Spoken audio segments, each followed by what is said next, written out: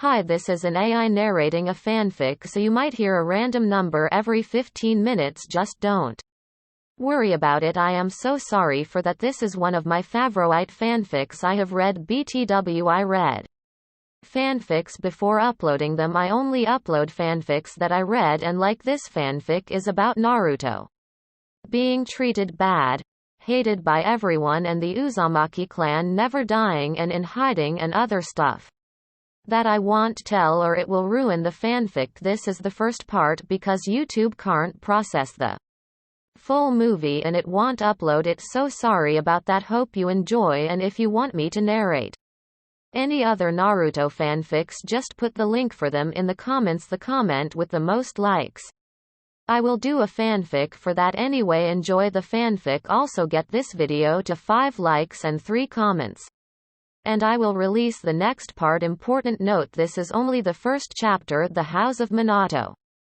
being alive will be explained as you progress in the story. It all began in a place where the world thought no longer existed. Well, the sharp question came from a woman sitting behind a desk. This woman had long red hair that flowed past her elbows. She was wearing a light blue cloak that had the kanji of first at the back. Her face was currently hidden by the hat she was wearing as her head was bowed. There was a man standing beside her, his features currently hidden by the shadow cast by the banner above him. The banner was red and had a circle in the middle. In the circle was a swirl. The person she was addressing wore the standard Anbu attire, except that his was pure black. He was in a kneeling position as he phased through the floor, appearing before the woman. Upon hearing the question, he stiffened, feeling nervous. The woman took notice of this and knew she would not like what she will be hearing next. We found him, Uzukage-sama. He looks exactly like you described and was indeed in Konoha. From what we have observed, he was not being treated well. We noticed how the villagers glared and cast contemptuous looks at him. The operative paused before continuing. The first time we found him, he was being surrounded and beaten by a group of drunks while there were many witnesses. Nobody was helping him. My team had to pose as Konoha police to stop them and disperse the crowd. We managed to rescue him from several mob attacks afterwards without the knowledge of the ninja present in the area. The boy is in a terrible state. He is thin and malnourished, hence why he also looked smaller than his age. He does not have a permanent place and sleeps in the darker corner of the streets and alleys in order to hide himself from the villagers. Your children have stayed behind to fulfill their part of the mission, while I came back here to give you the intel you requested. The woman waved a hand acknowledging the report. The operative rose and took off his head gear, revealing a face with a dark blue eye, the other covered by his red hair. This man was known as Kaide Uzumaki. He was the head of Storm, an elite organization that only answered to the Uzukage. The woman sighed as she put down her hat, finally revealing a face similar looking to the operative. In front of her she was none other than Kushina Namikaze ne Uzumaki, first Uzukage of the rebuilt Uzushiogakure. You did well. I will send a team back with you to fetch him right now. I want you to instruct all Anbu Junin and Chunin to meet me at the village's main stronghold at sundown. I want all members of Storm present as well. Hi, Uzukage-sama.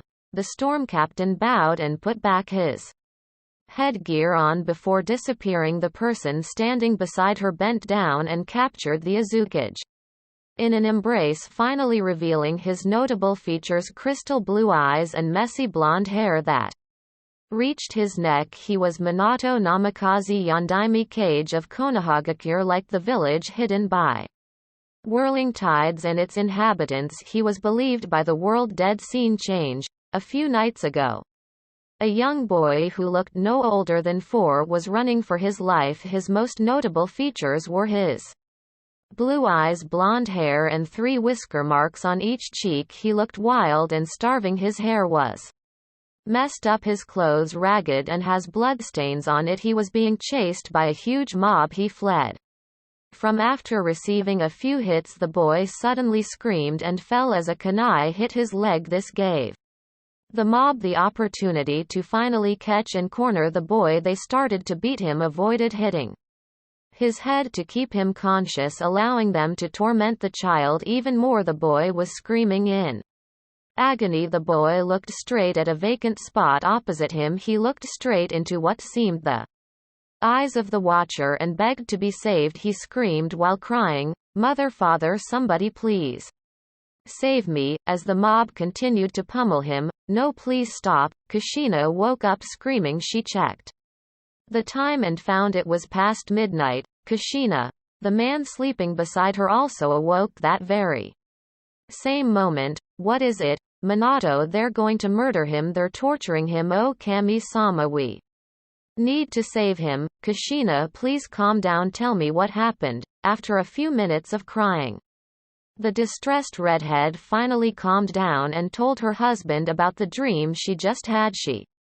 told him about the boy. She told him about the villagers. She then realized the boy looked somehow familiar. This isn't just an ordinary dream. This is probably some kind of warning or some kind of vision. It's probably happening at the moment or has happened already. Minato absently patted down his hair, deep in thought. "Minato?" inquired the woman, feeling nervous. "Kushina, this may sound odd, but I had the same dream, just exactly the same as what you have told me." They were silent for a few seconds until Kushina's eyes widened and she screamed, "Naruto, my baby boy's alive and he is in danger. We must find him. Let me go," she roared as she frantically tried to escape from her husband's strong arms as he tried to placate her. "Kushina, please calm down. I know what you are feeling right now. I am also his parent. I promise you we will do everything to rescue our son wherever he is, but if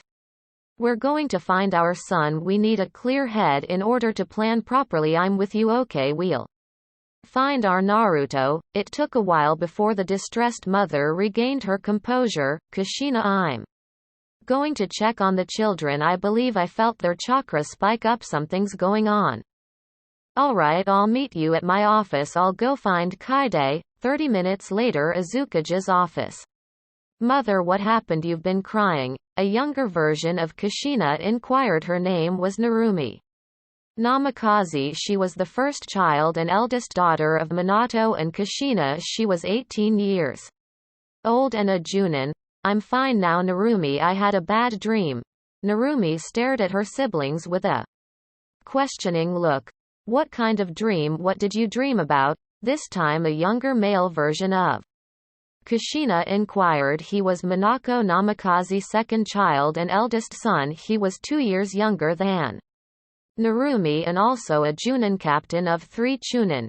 "Your father and I had a dream about a boy being beaten by a mob. We strongly believe it was Naruto. Another boy and a girl finished. These two were twins. They got their facial features from Minato, although unlike her twin brother, Miho got her mother's red hair while Mio had orange hair. The twins were both Chunin. They were 6 years younger than their elder sister. We also had the same dream. All 4 of us, Mio and I, were awoken when Narumi and Miho woke up screaming. We were discussing about it before father called us." Flashback. 4 years ago, Unkown location. The Iwakiri and Kumo allied forces will attack Uzushiogakure in 3 days. I want you to blend in with them. Your task is to kidnap Kushina Namikaze's newborn son. She's due to give birth 2 days before the allied forces' scheduled attack. Take the infant during the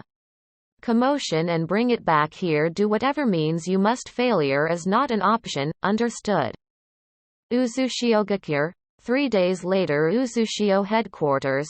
Azukage-sama, all enemies are within the traps range. It's time for our counterattack. Very well, begin. Hi, father, let me help. No. Kushina, you just gave birth. You still need rest and you should be beside Naruto. Your son needs you. He'll be fine. He's with Miho and Mio Rin's also with the kids. She's a strong kunoichi. I know, but Still, your children need you, especially Naruto. Kushina, go to the shelter with your children, but go, worry not, victory will be ours. Azuka Estate, Rin-sensei, the twins shouted with concern. She's dead and you brats are next. Maybe I should start with the youngest. A masked man entered the estate and started killing the household, including the twins. Sensei Rin, no, we won't let you harm our baby brother. The twins moved in front of Naruto's crib to protect him from the masked assailant, but the intruder vanished and reappeared behind them and sent them crashing on the wall. Say goodbye to your brother. Forbidden art. Dancing black flames, the masked man shouted as he tossed the infant into the air before incinerating it along with the crib. No, the twins watched in horror as their infant sibling became nothing but ashes. The masked man then turned his attention to kill the remaining witnesses while they were frozen in shock and despair as he neared the two. He felt a huge chakra signature coming and immediately fled the house. 10 seconds later, Kushina burst into the estate and found the dead bodies of her household. She felt a heavy sensation in her stomach as she rushed upstairs to where Naruto's room was. What she saw made her dizzy. Rin was lying on the floor dead. Tears ran down the eyes of her twins, who kneeled on the corner paralyzed with fear and despair. At the end of the room, the crib where her youngest child slept peacefully only a night ago was now a pile of ash. Naruto, Miho, Mio, mother. Naruto, gone, incinerated. Miho said. Between choked sobs, Rin-sensei dead. Masked man. He killed our baby brother. Mio whispered weakly. As tears came down streaming his face, Kushina fell to her knees as she stared at the pile of ash. Tears began to flow as her body shook, racked by sobs. No. Please Kami, no, my little Naru-chan, no. Naarutoo. Uzushiogakure. 3 days later, dead bodies can be seen everywhere along with debris from fallen buildings. The once strong and standing village were now in ruins. Small fires can still be seen around the place. Stank of dead flesh and burnt wood. A small party of Konoha shinobi were inspecting the area, checking for survivors.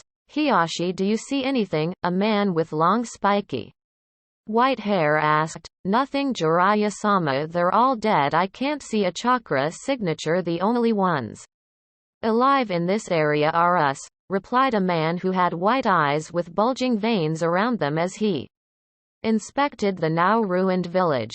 What a waste. They were our allies, Sarutobi. I told you they needed our help. If you ordered us to ASSSSSISSSSST, then there might be survivors. A pale man with long raven hair shouted, his words prolonging into hisses as his anger rose. Shut up, Teme. If you wanted to help, then you should have gone without us. Yes, I really should have, but Sarutobi stopped me from going. I was restrained and you wouldn't even care because you were too busy peeping on women. I would have chosen being branded as someone who disobeys orders rather than someone who abandons their comrades. I thought the Uzumaki clan were strong, but look at them all dead. The weaklings do not deserve saving, scoffed a man with long black hair and red eyes. You fucking Uchihas think you're mighty and high. Admit it, Fugaku. You Uchihas are afraid of the Uzumaki clan. They are far stronger than yours. You fuckers hate them because you can't copy their jutsus with your fucking eyes. That's enough, Orochimaru. Everyone, we're going back to Konoha. An old man with a pipe said. Yes. I've had enough, sensei. Orochimaru spat the word with venom. I'm no longer affiliated with Konoha. I'm cutting my ties to it from now on. I'm ashamed of a village who abandons their allies, Orochimaru proclaimed as he untied his Hite-8 and tried to shove it onto his sensei's hands, who would not accept. I won't allow you to leave, Orochimaru. You are a great asset to Konoha. If you do leave, I will mark you as a missing nin, Sarutobi threatened as he refused to take his apprentices. Hite 8. Fine then, Orochimaru replied as he took out a kunai and made a long gash on his forehead protector signifying his disowning of his now former village. Orochimaru, you can't do this. Fugaku exclaimed, oh, but I already did. Goodbye, you traitors, Orochimaru said as he morphed into a small white snake and went underground. He's gone. I can't see his chakra signature, Hiashi said. Sarutobi sighed. We should hurry back to the village. We have to inform the council of Orochimaru's defection. Jiraiya refused to leave and waited for his teammate to return, but after a few minutes, he too just sighed and nodded to his sensei, and with that the 4 remaining Konoha nin left line. Unknown to the Konoha nin, they were being watched. The clan they believed to be extinct were simply hiding underground, protected by strong seals that blocked all senses coming from the outside. The dead bodies that littered the village were in fact the corpses of the Kirikumo and Iwa shinobi, all dressed up with Uzushio Hite Atesh clothing, armor and weapons. Their hairs were dyed red to make them look like the fallen Uzumaki. The ruined city was only an illusion. Only a few buildings were actually destroyed. There were less than 15 casualties, and those were the Uzumaki main branch household. The Uzumaki clan remained and still stood strong. A week before the assault on their village, they were tipped off by someone unknown. They were informed that a combined force of Iwakumo and Kiri were going to try and assault their village. Driven by fear and envy, they formed an alliance and shared one common goal. That goal was to stop Uzushiogakure from growing stronger and becoming one of the 5 great nations. Thanks to the warning, they were able to prepare, defend the city and evacuate all villagers to the underground shelters. Despite their victory, the whole clan were mourned for the fallen, especially the Azukage's youngest grandchild Naruto, believed incinerated by a masked assailant. The Azukage's daughter Kushina was still distraught and mourning, but deep inside she believed that her son was alive. She simply did not have any leads or clues on where to find her little Naruto, and due to the orders of the Azukage, they were to remain hidden and to wait patiently. There will be a time for them to strike back and unleash their vengeance to those who were responsible of their village's supposed destruction and Naruto's death. For now, they were to make the world believe that the Uzumaki clan no longer existed and Uzushiogakure were now in ruins. Flashback. And the family were silent for a few minutes until Kaide spoke. All right, sister, could you tell me about the dream? How did my nephew look like? What of his attackers? Seeing his wife about to cry again, Minato decided to fill in his brother-in-law about the dream. I think the place looked familiar. What do you think, Minato? Kushina asked. I believe the place was near Konoha's outer skirts. How he got there I do not know, said Minato. Kushina was silent for some time, her head bowed.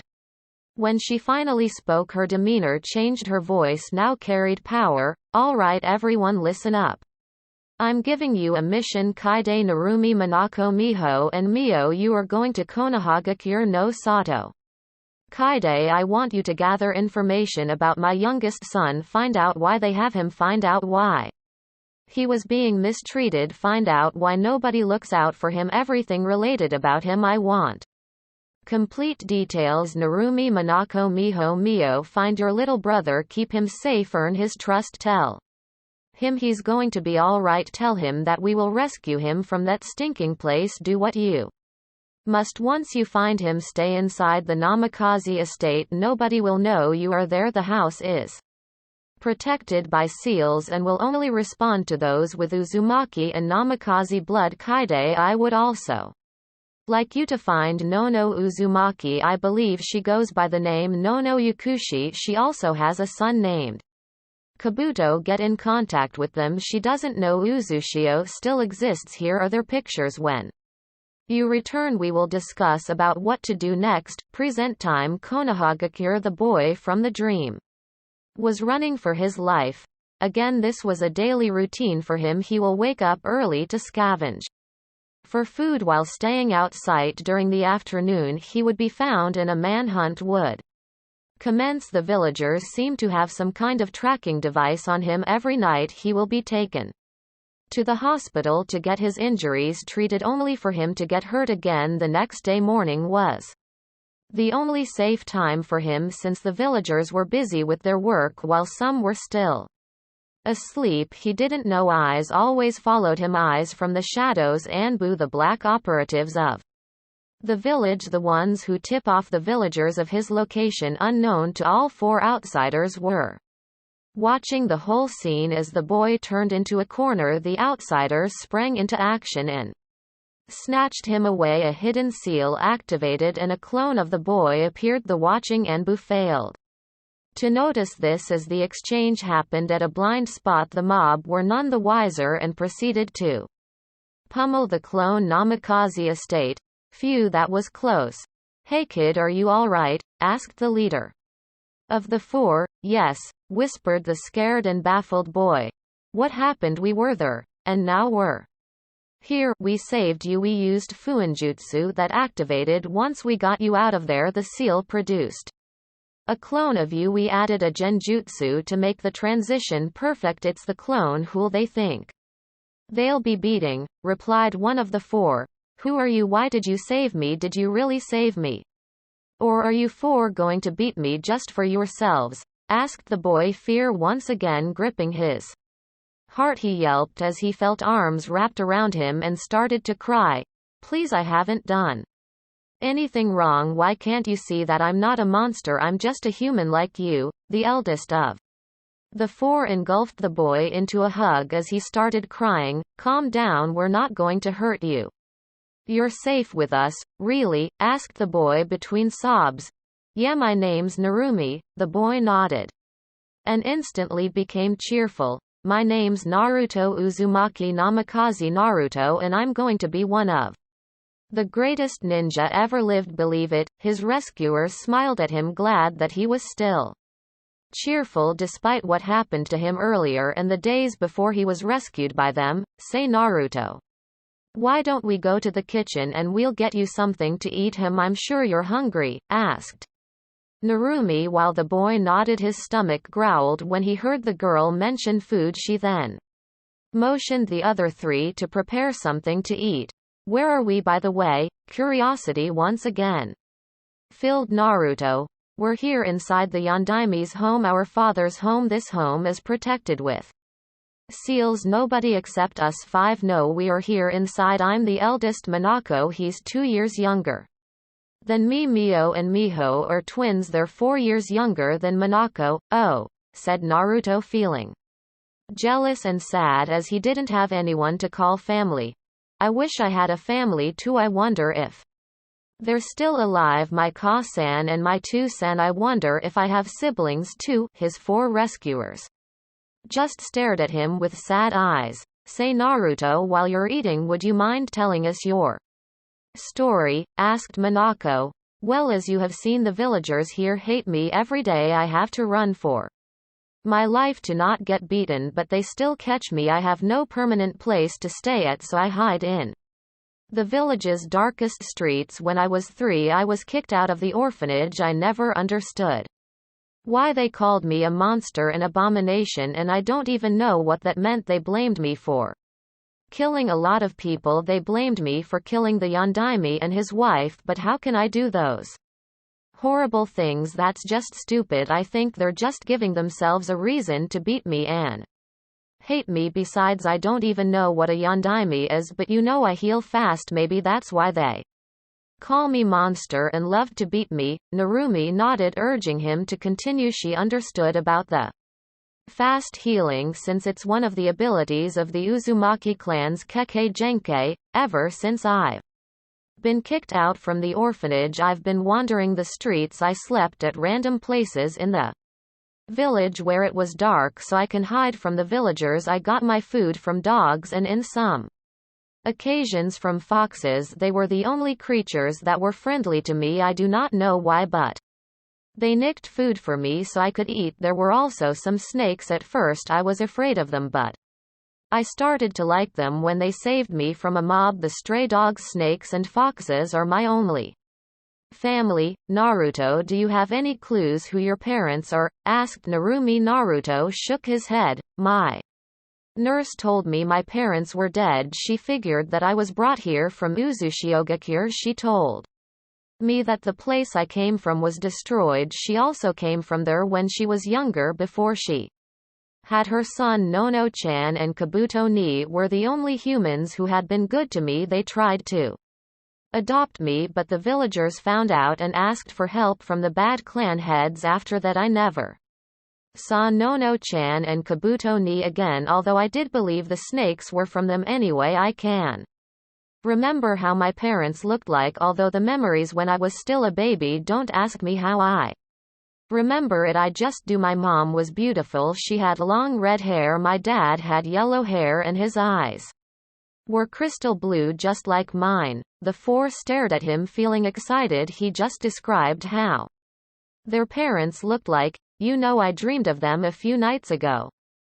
I was getting beaten by a mob and then I saw them. I knew they were my parents. I just knew it, so I tried calling to them. When I did, I woke up from my sleep. It was some kind of a beautiful nightmare since I was getting beaten by a mob even in my dream, but at least I got to see my parents. Naruto cheered at the last part. The siblings couldn't help but smile at Naruto's cheerfulness. They've also heard enough. The dream wasn't just a dream, it was a link for them to find each other. They've decided to tell them who Naruto really was and who they really were. Naruto, Narumi interrupted. We haven't properly introduced ourselves yet. We had to confirm your identity first, but now we're sure, and the dream you mentioned was more than enough evidence. Huh, what do you mean? Asked a confused Naruto. Naruto, your parents are alive. You have a family. You have siblings. There are more than one person who loves you.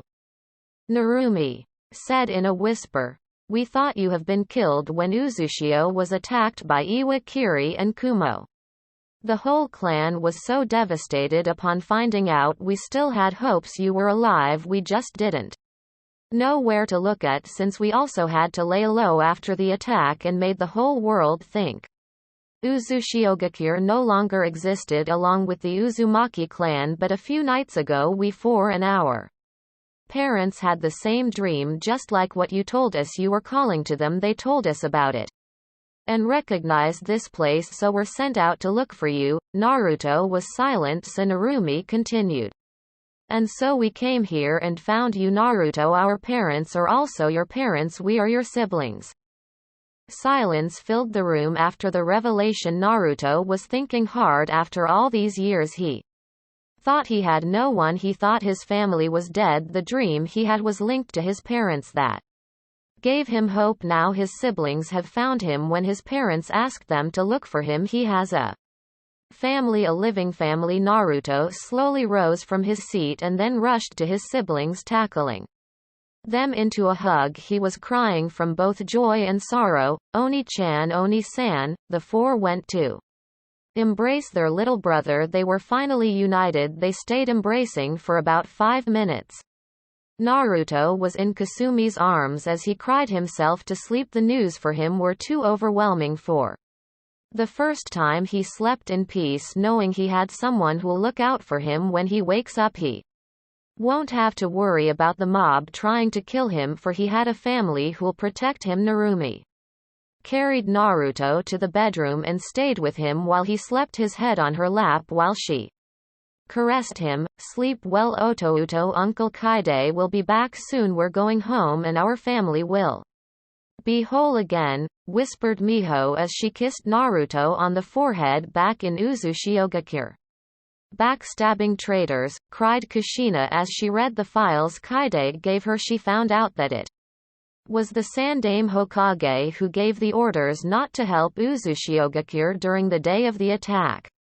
It was the Sandaime who made the proposal with Iwakiri and Kumo to destroy Uzushiogakure, giving them information on how to get inside the village. She also found out that the same man was the mastermind behind Naruto's kidnapping. The Namikaze family were made to believe that Naruto had been killed when the Allied shinobi forces attacked their homeland. It was part of the plan to kidnap Naruto and destroy Uzushio. The report stated that it was Fugaku Uchiha who broke inside the Azukage's house, killed the household including the Azukage's daughter's apprentice Rin Uzumaki, and cast a strong genjutsu to make the twins see their little brother incinerated in front of them, putting the twins into a trauma that haunted them for a year. Naruto was brought back to Konoha and was used to become the nine-tailed demon fox's jailer. The Yondaime was oblivious to the fact that it was his son he was condemning to a harsh life. The use of the Shiki Fujian cost him his life. The Yondaime's last wish was for the child was to be seen as a hero by the villagers and not a demon. The Sandaime of course spat on his last wish. He was one of those responsible for the whole village's hate on the boy. It was him who spread the false rumor that it was the boy who killed the Yondaime and his wife Kushina Uzumaki. Konoha intended for him to become a jinchuriki, a weapon of the village. The worst part was Naruto would be a mindless drone having no free thoughts and only answered to the Hokage. The main conspirators along with the Sandaime Hokage were the village elders Danzo Shimura, Koharu Utatane and Homura Mitokado. They were the ones who kindled the fire that was already with the villagers when the Kyuubi attacked and killed their families. That made the whole village hate the boy and gave him a harsh life. It was the council's objective to have the boy beaten and tortured every day so that when the boy reaches the age of 5 they will pretend to be good on the boy to gain his trust and unknowingly play by their hands, following their orders and becoming loyal to the village, thus making him Konoha's ultimate weapon, a tool who was afraid of getting beaten, so he follows his superior's orders. Along with the files were Naruto's medical history. They found out that Naruto had been hurt every day since he got kicked out from the orphanage at the age of 3. They would rough him up and then he'll be healed in the hospital only to get mauled again.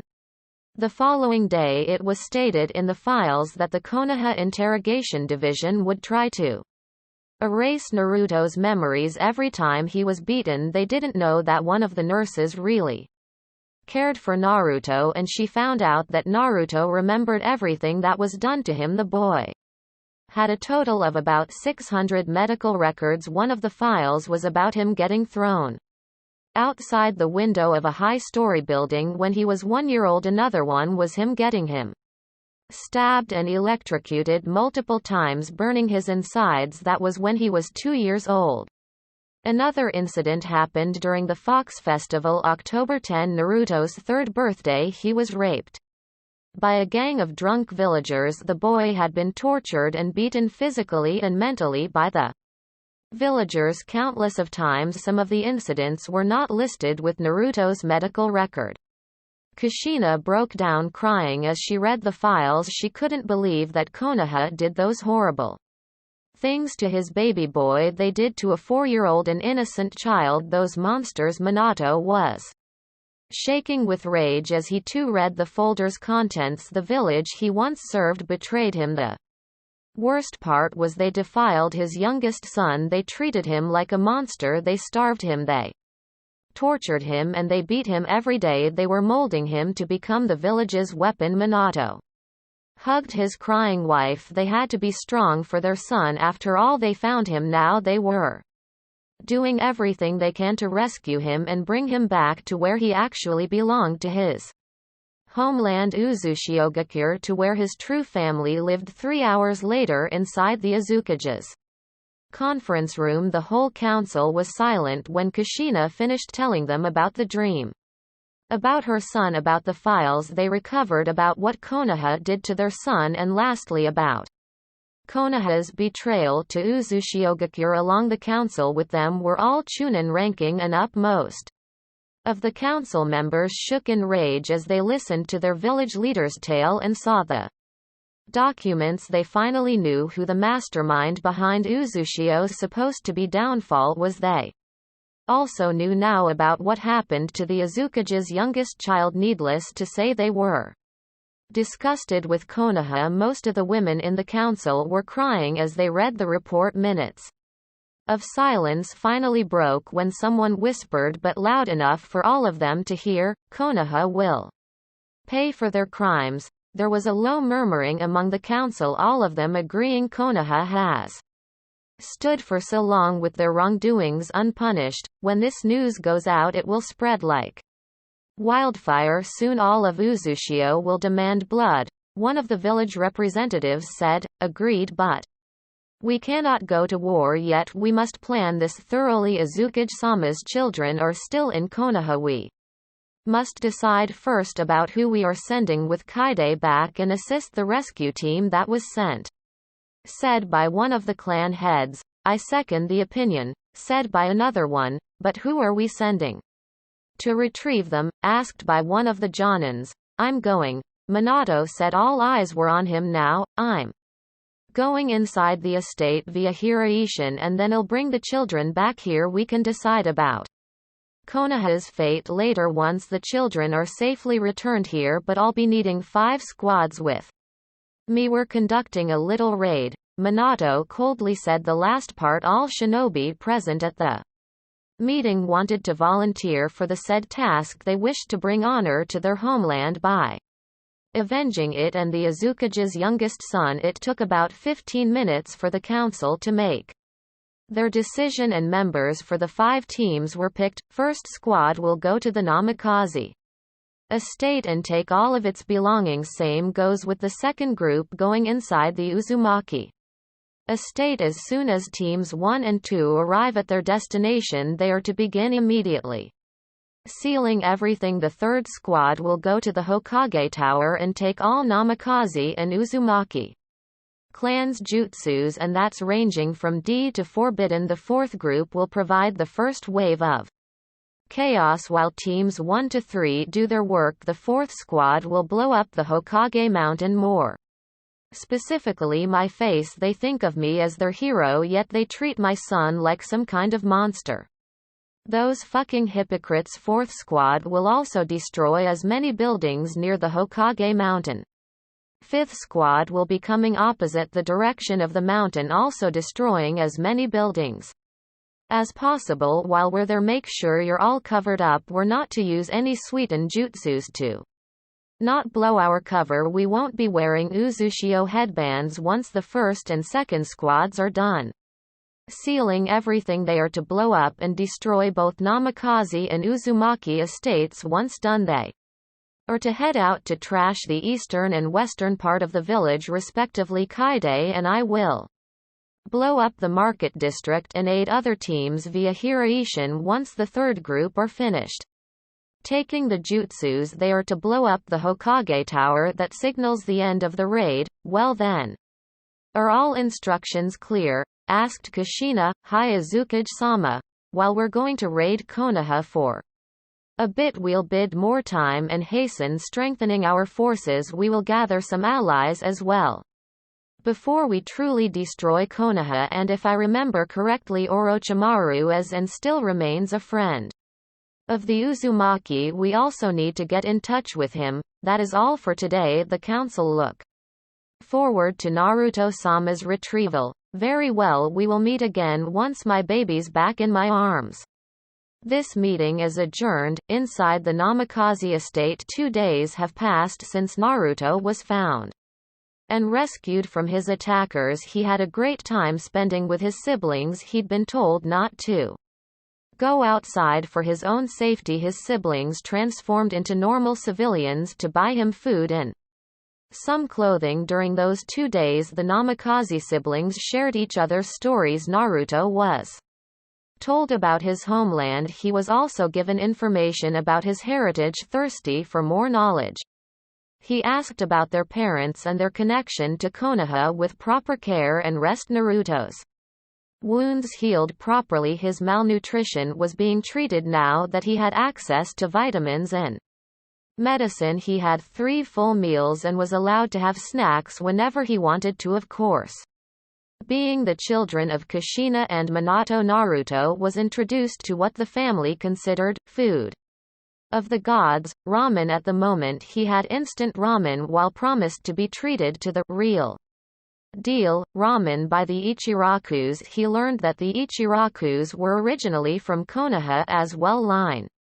It was 3 in the morning. The Namikaze siblings were all packed and were waiting for their uncle's return. There was a flash of yellow and soon Naruto found himself staring at a man who looked exactly like him except that he was older and his hair was longer. With him was a man with red hair who looked like Narumi. Accompanying them were 4 more people wearing long coats with hoods. They were also wearing masks with nothing but a blank design on it. All of them were dressed in black from head to toe. The blonde man nodded to the 4 masked men and ordered them to move the 4 scattered around the house and began sealing everything in it. To-san, the young blonde asked, still gaping at the man. The man looked at the source of the voice. He found his youngest son staring at him teary-eyed. The boy asked again, "Are you really my father?" The man smiled at the boy warmly. Soon he found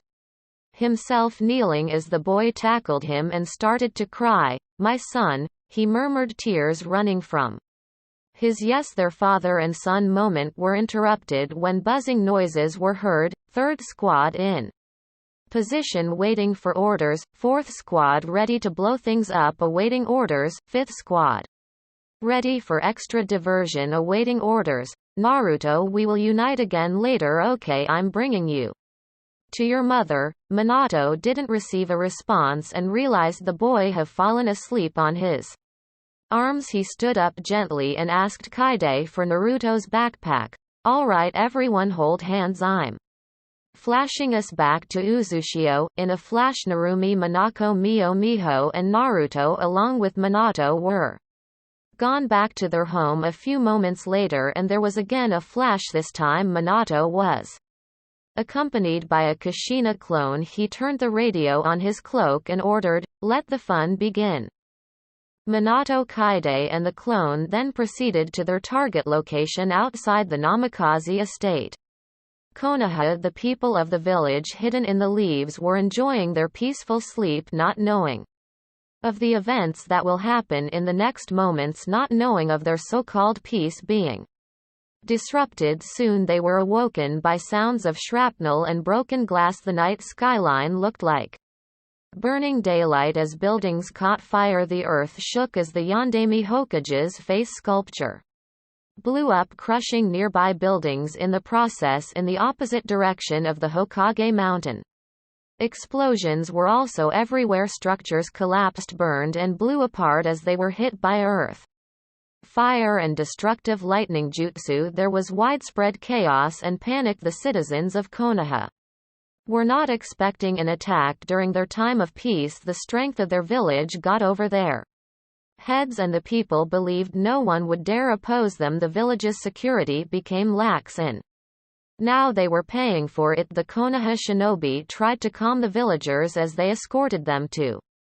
the village's safe bunkers. That took them almost a third of an hour. As soon as the villagers were safe and as the Konoha shinobi began preparations to fully retaliate, new explosions were heard on the village's eastern and western areas. The Konoha shinobi were losing their cool, clearly not expecting an attack from all sides of the village. It made them think a huge number of enemy shinobi were behind it. Hiruzen Sarutobi was busy reading an orange book. He was giggling like a little girl as he indulged himself to the story. His private time was interrupted when the ground shuddered and explosions awoke the whole village. He scrambled to hide his orange book under a floorboard that was under his bed and changed into his green battle armor, summoning Monkey King. A monkey also wearing an armor appeared out of smoke. "Enma, I am in need of your assistance. Of course, let's go. Everyone calm down, I am with you," the Hokage shouted as he tried to rally the Konoha shinobi. "Form into squads. Medic tend to the wounded. All Junin and Anbu captains head to the areas under attack. With your squads Chunins, you're to put out the fires." While his orders cut off as a great explosion caught everyone's attention. Hokage-sama, the market district is on fire, panicking. Chunin ran to him. Then put the fire out, save the supplies. The Hokage was about to charge into one of the areas that was being attacked when he heard another great explosion. Hokage-sama, the Hokage mansion has been blown up, and Anbu reported as he appeared beside his leader. The rest of you follow me, the now angry Hokage roared. They stopped in their tracks when they heard magnified voices cover the whole village. Earth release great tremor. The whole village shook as a great tremor destroyed many more buildings. The earthquake lasted for a good 3 minutes. When it was over, they heard the voices screaming another technique. Lightning release, thunder gods flash. From the 4 sides of the village 4 thunder lines appeared and connected to the center. A small orb of light formed and grew steady until it was 24 diameters big. The orb exploded and left everyone in the village a great ringing in the ears. A white flash was also produced, inducing temporary blindness. The effect would last for an estimated 5 minutes. The Inuzukas were affected the most. Due to their enhanced senses, the Hyugas on the other hand fell to the ground holding their heads. While some convulsed in pain, most of those who had their Byakugan activated felt the brunt of it. Meanwhile, most members of a certain clan were furious, not because of the fact that they were under attack. It was the fact that the jutsu their unknown attackers used were widespread and powerful. With no vision of their enemy, there were no hands to look at. Without hands to look at, there were no jutsu to copy. It was a great loss for them. 4 more Anbu appeared coming from different directions and knelt to their leader bearing the same report. Sir, the enemies just disappeared. Sir, we couldn't find a trace of them. They seem to have pulled out after the last explosion. The Sandaime Hokage just sighed but was still angry. Scatter, put out the fires, but be on your guard. They might come back and try to take us again by surprise. I'm placing the village on a lockdown. No one's coming in or out the village. Anyone doing so will be treated as an enemy and will face heavy consequences. Hi, replied all of the shinobi around. I want a detailed report once this fuss is all over and dealt with. And with that everyone went to their assignments. Sarutobi, I'm going back. Summon me again should the mysterious attackers return, Enma said as he ported back to his home Uzushiogakure. Before the raid, bring our baby back, whispered Kushina as she kissed her husband. I'll be back in a flash, replied Minato. Kushina and the others smirked at the man's joke. Minato was gone in a flash. He returned about 2 minutes later with Naruto asleep in his arms. My baby, exclaimed Kushina. What happened to him? Relax mom, he's just sleeping. That's what also happened when we revealed to him that we were his siblings. He cried himself to sleep. Narumi smiled looking at her little brother. I'll take him, I'll bring him to his room, Kushina said as she took Naruto from Minato. I'm going back to Konoha now. I still have to thank them for their kindness to Naruto. Wait, I'm sending a clone with you. I can't let you have all the fun now, can I? Kushina said as she made a clone. I will see you in half an hour. Minato kissed her wife and his son. I'll be with you later, Naruto, and with that Minato disappeared again in a flash. Well done you 4, Kushina said as she turned to her children, and thank you for bringing Naruto back to us. You may rest now, we have a big day ahead. Kushina went to her son's new bedroom with Naruto still asleep in her arms. She gently put him down and kissed his forehead. Welcome home, Naruto. Starting from now, no harm will come to you. Ka-sans here to protect you. I won't let Konoha or anyone take you away from me ever again, she whispered as she sat beside him watching over him. Naruto stirred from his sleep and opened his eyes. He saw a beautiful woman with red hair smiling gently at him. He murmured, Ka-chan, and sighed contentedly and went back to sleep. Uzushio storms. POV. The first and second squads immediately started sealing off everything inside the estates while the third went to the Hokage Tower and waited. As soon as they heard an explosion, they wasted no time breaking inside the vaults, taking every scroll written by the Yondaime and the Uzumaki clan. The fourth squad quickly went to work and rigged the Yondaime Hokage's face with explosives. When they were done, they made a distance before blowing it up. Detonate, the whole village shook as the mountain exploded and damaged nearby buildings. The fourth squad went to work and demolished the buildings near their area using a combination of Kaiten Raiten and Doten jutsus. The buildings turned into rubble empowered by their clan's Kekkei Genkei normal jutsus were several times stronger and easier to cast. The fifth group followed suit, equipping the gates and walls with explosives before making a great distance while they waited for the signal. Once the mountain exploded, they also created a distance and detonated the gates. After that, they immediately set to demolishing the other buildings after taking the Yondaime and Uzumaki clans. Scrolls. The third squad raided the shops, taking everything and setting the now empty shops on fire. After making sure the fire was spreading, they took off to a different section of the village to cause more havoc. The raiders encountered only small resistance and were able to dispatch the Konoha shinobi easily as they were all caught off guard. Minato's pav, "I'll do my stuff, do not wait for me.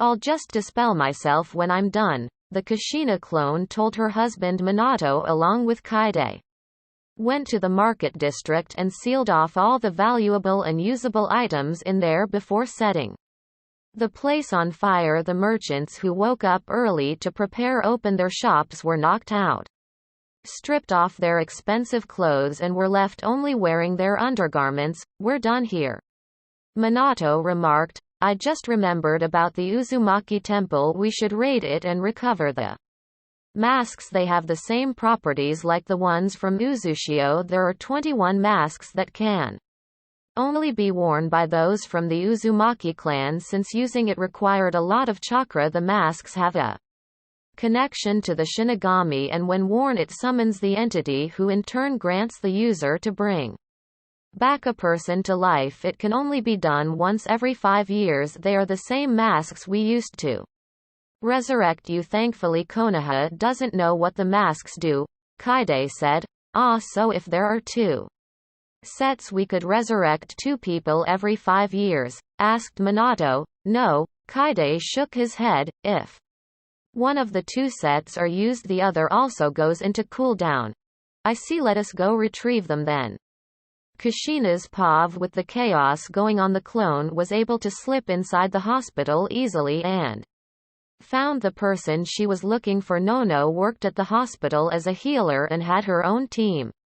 When the higher-ups learned of her intention of adopting Naruto, they got her son Kabuto. They held him hostage and threatened to kill him should she adopt the Jinchuriki. She was then forced to work at the hospital on a night shift when not on missions as an Anbu. Her shift was almost finished when the attack happened. Her instincts told her to wait inside as someone will come for her soon. A red-haired woman came in bursting the nurse's room. She was shocked to see her cousin Kushina alive but remembered her conversation with Kaide a few days ago. She got over her shock and allowed herself to get dragged outside the hospital. "Where's your son? We need to get to Kabuto," Kushina asked as they got past the hospital's gates. "Hopefully he's inside our house. We're currently staying near the walls," replied Nono, now taking lead. Kushina cursed. "Let's hope your house still stands. Let us hurry."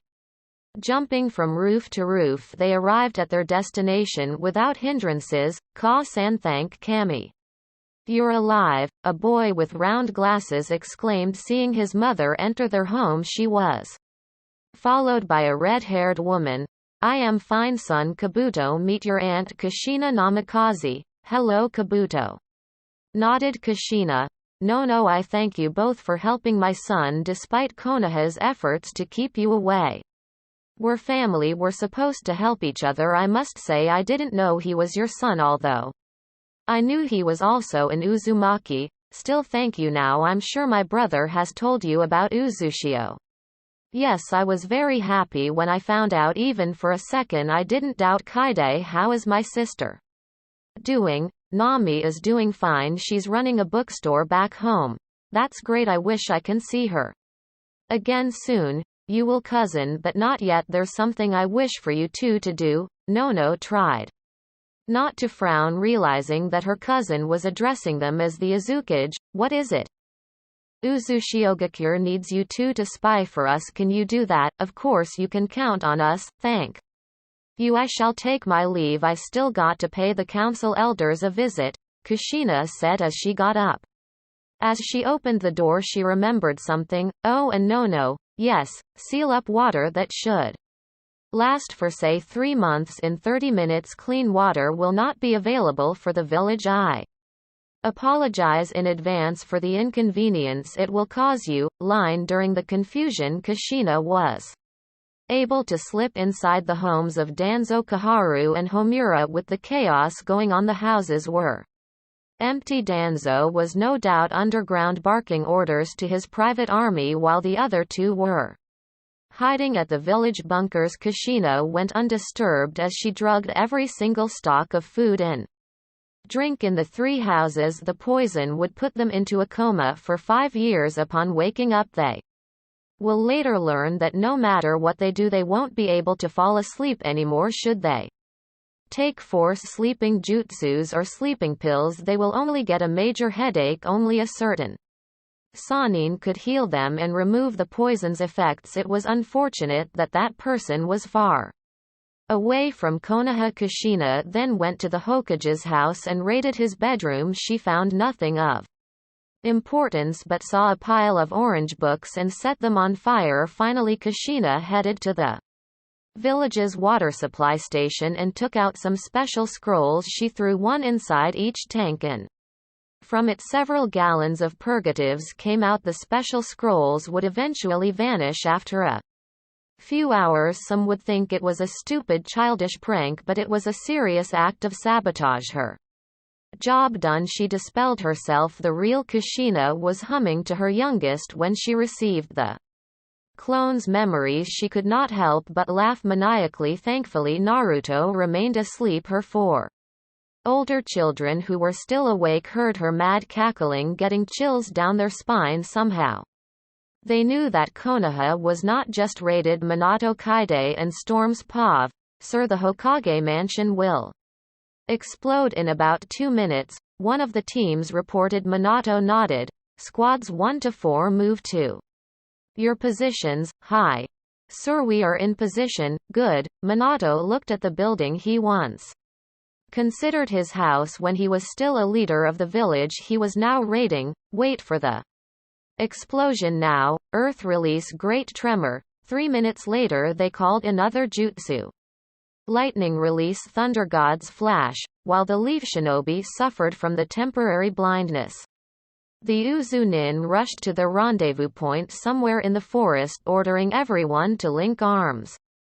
Minato flashed them back to Whirlpool Uzushiogakure. The shinobi forces of Uzushio awaited the return of the raiders. When they saw a yellow flash, all of them cheered and congratulated everyone for the successful operation. The teams then went to deposit everything they looted. The weapons and armors were brought to the research facilities to be melted and used later. The other various items were also brought to their centers. Only the clothing remained to be donated to the hospitals and the orphanage. Later that morning Naruto woke up feeling like Christmas arrived early. He remembered seeing his parents the night before. Good morning, Naruto. Naruto was alerted to such a melodious voice. He rose into a sitting position and focused on the beautiful red-haired woman smiling warmly at him, his heart beating fast. Naruto asked tentatively, "Ka-san?"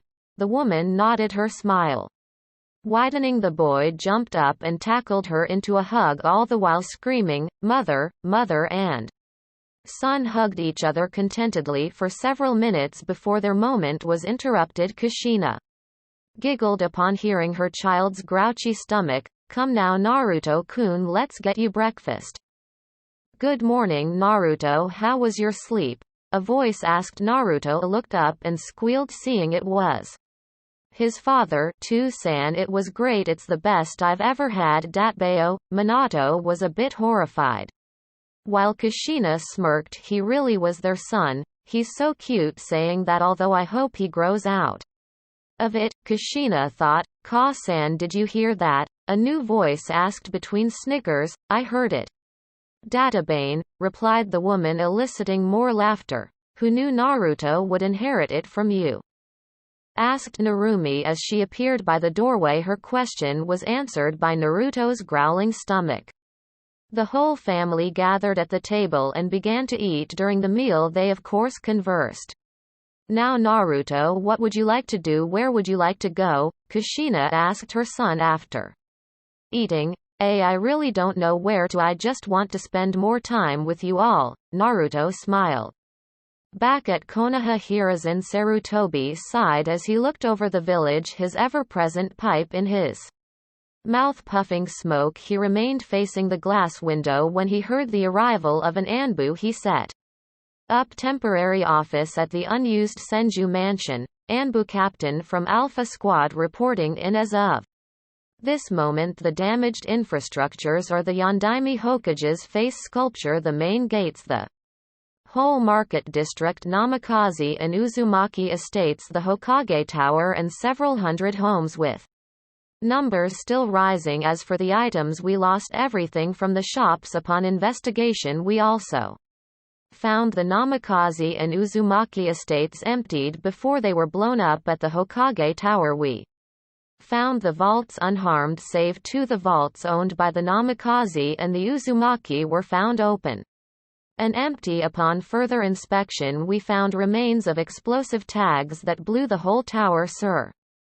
the Hokage sensed the arrival of another Anbu and beckoned him to speak. Anbu captain from Gamma Squad reporting in the determined time when the raid started as 5 minutes past 3 o'clock in the morning. The attackers are yet to be known, as their clothing had nothing to indicate which village they were from. All wore plain black shinobi clothing from head to toe. Their numbers are estimated to have been at 300. The raid lasted for 25 minutes, concluding at 3:30 o'clock. Sir, a third Anbu appeared, also bearing news. Anbu captain from Beta Squad reporting in. We now have the fires under control, including the Namikaze estate, Uzumaki estate, and the Hokage we have 309 buildings in ruin. The number of injured personnel and villagers combined reached 1,000 less 22. There were no confirmed injured or fatalities on the enemy side, surprisingly, but thankfully we also have 0 casualties. The enemy focused on destroying buildings and mainly on that. Our forces didn't have the chance to battle them and figure their battle strengths and capabilities. The ones who tried have been found knocked out. It was surprising they weren't killed. Sir, the Anbu captain finished. The old leader closed his eyes and sighed. Very well, dismissed. Hiruzen prepared himself as he exited his temporary office to face his old teammates, the clan heads and the civilian council. There really wasn't a civilian council per se, and they obviously had no power over him. They were consisted of the wealthiest merchants and landlords who brought huge income to the village. The Hokage simply did not bother to correct their assumptions and allowed them to some meetings that were not important, which were few. All they did was complain and request for favors. After repeating what the Anbu told him, the Hokage waited in resignation as he watched their faces. No doubt they were going to explode as soon as his words sunk in. He really hated their whining, especially the Uchiha, the Hyuga, and the civilians. It is very clear, began Danzo Shimura, that Iwagakure is behind this. They hate the Yondaime for what he did. It would seem that they were still hell-bent on avenging the army Minato destroyed using his Hiraishin. With him dead, they figured it was time for them to strike back and restore their strong image. But we will not let them go unpunished. We must go to war. His statement caused a few murmurs of agreement. Now we must not rush into conclusions. Hiruzen immediately responded before more of them could voice their agreement. It could be Kumo, suggested Hiyashi Hyuga. You know them, they wanted our bloodline. They must be exacting their vengeance on us, just because they tried to kidnap your daughter before. That doesn't mean they were the ones responsible for this. Iwa is responsible, countered Danzo. I agree with Danzo, but not with the Iwa being responsible part, Sarutobi stated. The Yondaime Reikage holds a strong and high amount of respect to our Yondaime. I strongly doubt he would stoop so low just to destroy his monument and rob his prized jutsus. But what about that last technique they did, the Thunder God's Flash? Don't forget the Earth technique that lasted 3 minutes. They must be skilled in Earth style to do that. Iwa is also a suspect. It could have been both Iwa and Kumo. Inoichi Yamanaka proposed. There was another murmur of agreement. This could be the work of a smaller village. Why, you ask? They want the world to recognize them by attacking us, one of the great nations, and by taking some of our scrolls they will add it to their own arsenal to use it against us. Shibi Aburame added his input. What a drag, thought Shikaku Nara as he looked at everyone. Only Choza Akamichi seemed uncaring as he munched on his barbecue. Fugaku could only huff in annoyance. It was his clan's duty to guard the village. The Uchiha clan, after all, was the police force of Konoha. His clan's pride took a great wound for having been successfully caught off guard. The village was attacked right under his nose. It happened to be his shift that night. Any more ideas? The Sandame inquired. The enemy did a great job, if I may say. They were able to mask their appearances well. Even our Byakugan cannot see through them. Hiyashi paused before adding, no doubt by some kind of seal. I agree, Sume nodded. Even our noses, with the help of our partners, cannot find the trail of their scent. They just vanished. We were able to track them to the forests outside the village, but their trail simply vanished. The frustration was clear in her voice. We must figure this out soon. If they were able to do us this great damage in 25 minutes, imagine if they launched a full-scale attack. Choza finally spoke, having finished his snack. We still have no idea if this was the work of a big village. It could have been an upstart group forming into a small village. It could be possible that this was a full-scale attack. No, countered Shikaku, there were no casualties. This was only a raid, and this worries me. Great village or not, these unknown enemies are fully capable. In half an hour they were able to demolish several hundred buildings and take a lot of valuable items, including some treasures from the Hokage office. Once they were done, they were able to leave without any kind of traces. Everyone went silent, nodding to his words. The Nara continued, I've come to the conclusion that the raid's purpose was to send a message. But what is that message exactly? He asked rhetorically. It is obviously related to the Yondaime. What annoys me is that I cannot figure it out. We could also consider Kumo and Iwa as suspects, but we cannot be sure. They could be rogue shinobi based on their last 2 attacks. Only those who have natural affinities on earth and lightning could have done that. We will consider that. Thank you, Shikaku. We will also try to decipher this message. The Hokage nodded as he prepared to stand up. Hokage-sama, what about our destroyed and looted shops? We will need help for recovery. One member of the self-appointed civilian council butted, much to the annoyance of the shinobi present. Indeed, in my case I only had one shop, and that was my only means of earning money, said another. He was nearly into tears. Several of my apartments were destroyed. I will be needing help as well, another one said. Worry not about your businesses. We will provide assistance for repairs and lost valuables, placated the Hokage.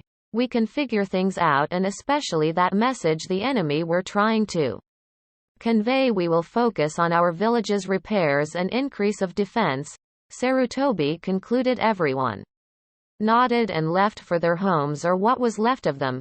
You have failed your duty, Koharu reminded Fugaku, who was one of the last persons to leave. Do not fail next time, added Homura. Fugaku seethed. They were insulting his clan.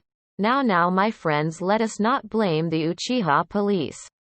All of us were at fault. We became too arrogant and proud, believing nobody would dare attack us. We were caught off guard, the Hokage said in a patronizing manner, angering the Uchiha further.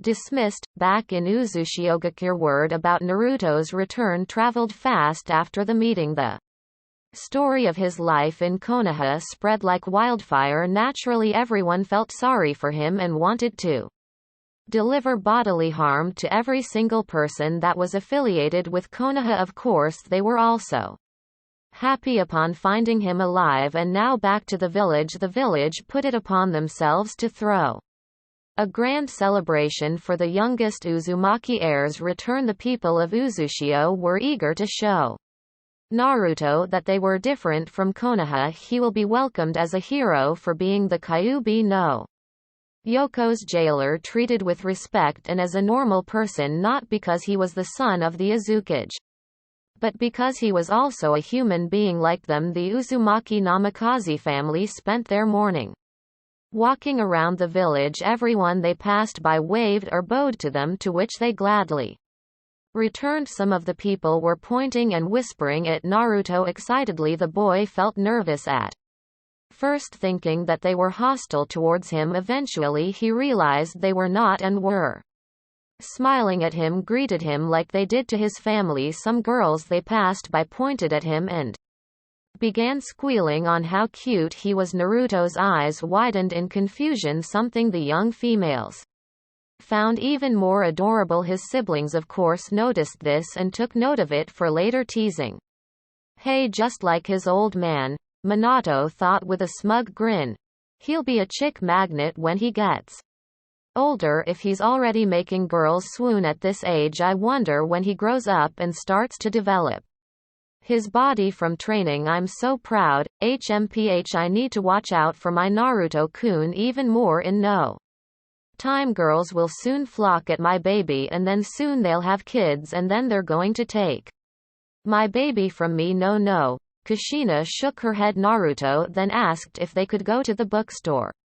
His family, initially surprised with the request, complied. He bounced excitedly as they entered the shop. Before he got kicked out from the orphanage, Nono used to read him books before he slept. Unlike most kids, he liked hearing real stories of the past and were not interested in children's bedtime stories. At a young age, he has taken a liking to history. When he got kicked out, he no longer had access to the books he liked to read. The librarian refused to allow him entry whenever he paid a visit to the Konoha library. Now that he's in Uzushio, he can read whatever he liked. Good morning, how may I help you? The store manager greeted, keeping her eye on the giddy boy who entered her shop.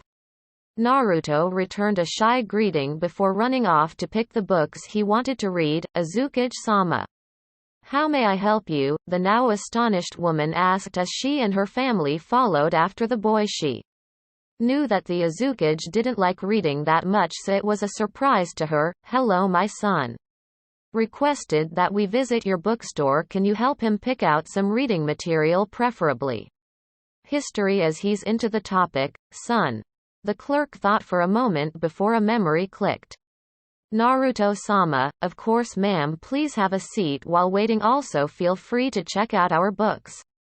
Our new stock might interest you, the lady said before walking off to assist Naruto. Naruto was currently dragging a basket filled with books entitled, The History of the World, From Man to Shinobi, The Birth of Ninshu, Hagoromo Otsutsuki, Rakudo Sennin, The Five Great Nations, The Great Shinobi War, The Second Shinobi War, and The Third Shinobi War. He was currently staring at a shelf with some weird writings. He was fascinated by the intricate markings in it. Ah, Fuinjutsu, the clerk said as she stood beside him. Please let me carry the basket for you, Naruto-sama. Naruto could only stare at the woman, unused to people being kind to him, neither to being called with respect. He was more familiar with the term demon brat than Naruto-sama. Reluctantly he gave the basket to the woman for him to carry. I apologize, I haven't introduced myself yet. My name is Nami. The woman smiled. That Naruto-sama is the shelf for fuinjutsu books. We Uzumakis are feared of our fuinjutsu. We excelled at it. I'm sure you will become a seal master in no time once you started learning it. Would you like to have them? Yes please. I'll have the introduction to fuinjutsu. Basics of fuinjutsu beginners, please. Thank you, such a polite boy, she smiled as she reached for the mentioned books. Naruto was too small to reach the higher shelves. Is there else anything you'd like, Naruto-sama? These will do, thank you, Naruto replied as they walked to the counter to pay for the books. Uzumaki-sama, your son is an interesting one. He is into informative books at his young age. He's also interested in fuinjutsu. Your total cost for the other books would be 8,400 yen as a welcome present. The fuinjutsu books are free of charge. Nami grinned. Naruto widened his eyes. Back in Konoha everything cost more than 10,000 yen. They always sold him overpriced products. He remembered that one time he bought a bottle of water and was charged 13,000 yen. Are you sure, miss? I can have the other books for free. Wouldn't you lose your business? The boy asked timidly. Nami smiled kindly at him, telling him that it won't lose her business. Consider those books as gifts. Naruto-sama, welcome back to Uzumaki. To everyone's surprise, Naruto tackled her into a hug. Thank you, thank you, thank you, you're so kind, the boy blabbed rapidly, trying not to cry. You're always welcome here in my shop. You can have any book you like with discounts. The boy was still expressing his gratitude after his mother paid for his purchases, stopping only when he heard a growling sound caused by his stomach. As promised by his siblings, they introduced Naruto to Ichiraku's ramen. Kushina was excited for her son to try it. After all, it was her favorite food, and to her there was no other greater than it. 6 months after the supposed destruction of Uzumaki and extinction of the Uzumaki clan, the Ichirakus tried to live their life normally without their frequent customers. The death of Kushina and her children hit them hard. They mourned for the loss of a great clan. After their death, the Ichirakus eventually saw Konoha's dark nature and were sickened by it. One evening as they were closing shop, a man asked them if they wanted to leave Konoha, offering a better place. They were promised a better life and a bigger restaurant to start with if they left and moved to the man's country as per his leader's request. Naturally, Tucci and Ayame wondered who the man's leader was and his country of origin. However, the man would not tell, as it was a secret and will only be revealed when they agree to his terms. Having enough of Konoha, Tucci agreed. The father and daughter were overjoyed upon learning of Uzumaki status. As promised, they were given land enough for them to build a decent house and a huge restaurant to show their gratitude. The members of the Uzumaki Namikaze family were given discounts every time they visited. Hey old man, Kushina greeted as she entered the restaurant, followed by her family. Uzumaki-sama, Tucci bowed in turn as the newcomers occupied a table. Ah, come on, don't call me that. I'm your number one customer. Let's get rid of the pleasantries. Ya know you're like family to me. He, sure thing, Kushina-san. What would you like to eat? Tucci asked as he approached their table and gave them the menu. For starters, we'll have 5 bowls of Kushina special for each of us, and an even bigger bowl for my baby boy here. Kushina grinned, patting her youngest son. Tucci wondered as his eyes landed at the boy, blue eyes, yellow hair, mini version of Minato. Naruto, it's you, you're back. Welcome back. I'm Tucci Ichiraku. Tucci beamed as he excitedly shook Naruto's hand. A girl came out from the kitchen having heard her father shouting, "Ayame-chan, come here and meet our number one customers." Youngest son Naruto, her father called, "Hello Naruto-kun, it's good to finally meet you. I've been thinking about you a lot lately. I'm Ayame," Ayame said, hugging the boy as she was too excited and thought Naruto was cute. Said boy blushed at the girl's action. He wasn't used to being talked to nicely by people and didn't know what to say more, so he was used to receiving bodily harm. Warm hugs were a new thing for him. What would you like tea to eat? Ayame stammered, face flushed. She just hugged him. Tucci and the Naruto's family noticed this of course and laughed at the two's expense. They already placed their orders here. They'll have 2 bowls of Kushina special each and an even bigger bowl for Naruto-kun here. Hi, I'll be back at the kitchen. Ayame hurriedly walked away. Still blushing madly, Tucci-san, prepare some food for you and Ayame-chan as well. You're joining us to lunch, Kushina said. Hi, I'll prepare the food. Please enjoy the television while waiting. Thank you, Tucci said as he retreated to the kitchen. Naruto-kun's got a crush on Ayame-chan, Miho and Mio chanted, "Say Otouto, do you think she's pretty?" Minako teased, "Well yeah." Naruto mumbled, "What? You think she's pretty?" Narumi repeated the question while stifling her giggle. "What? No, her brother quickly denied. So she's ugly? No, she's very pretty and I think she's cute when her face got red. I mean wait, what? Got you?" Narumi and the others were now laughing as Naruto's face reddened in embarrassment. The young girl was listening to the conversation outside. "Ah, he thinks I'm very pretty and he also called me cute. Oh my," Ayame thought before fainting. Her father noticed and caught her before she hit the ground. "My oh my daughter has a crush on the Azukage's youngest son. I was starting to think my Ayame-chan was a tomboy," Tucci thought, chuckling as he propped her daughter on the couch and went back to preparing their lunch. A few minutes later Ayame regained consciousness. What happened? You sort of fainted," his father snickered. "Come on now, let's serve them their orders. Try not to faint again, okay?" Ayame scoffed. My daughters finally growing up. Ayame-chan's found her soulmate. Tucci wiped a fake ear. "Tu-san," Ayame yelled indignantly. "Your orders are here," Tucci proclaimed as he and his daughter placed the food on their customer's table. "And here's a very special bowl for our newest customer, the Namikaze family." And the 2 Ichirakus ate their lunch and shared stories. Naruto had stars on his eyes as he ate his ramen. He took his time savoring the flavor and felt each string of the noodle. He instantly fell in love with Ichiraku's ramen. Several bowls later Naruto felt sleepy from eating too much. "That was awesome, thank you for the foo," Naruto said as he tried to stifle a yawn.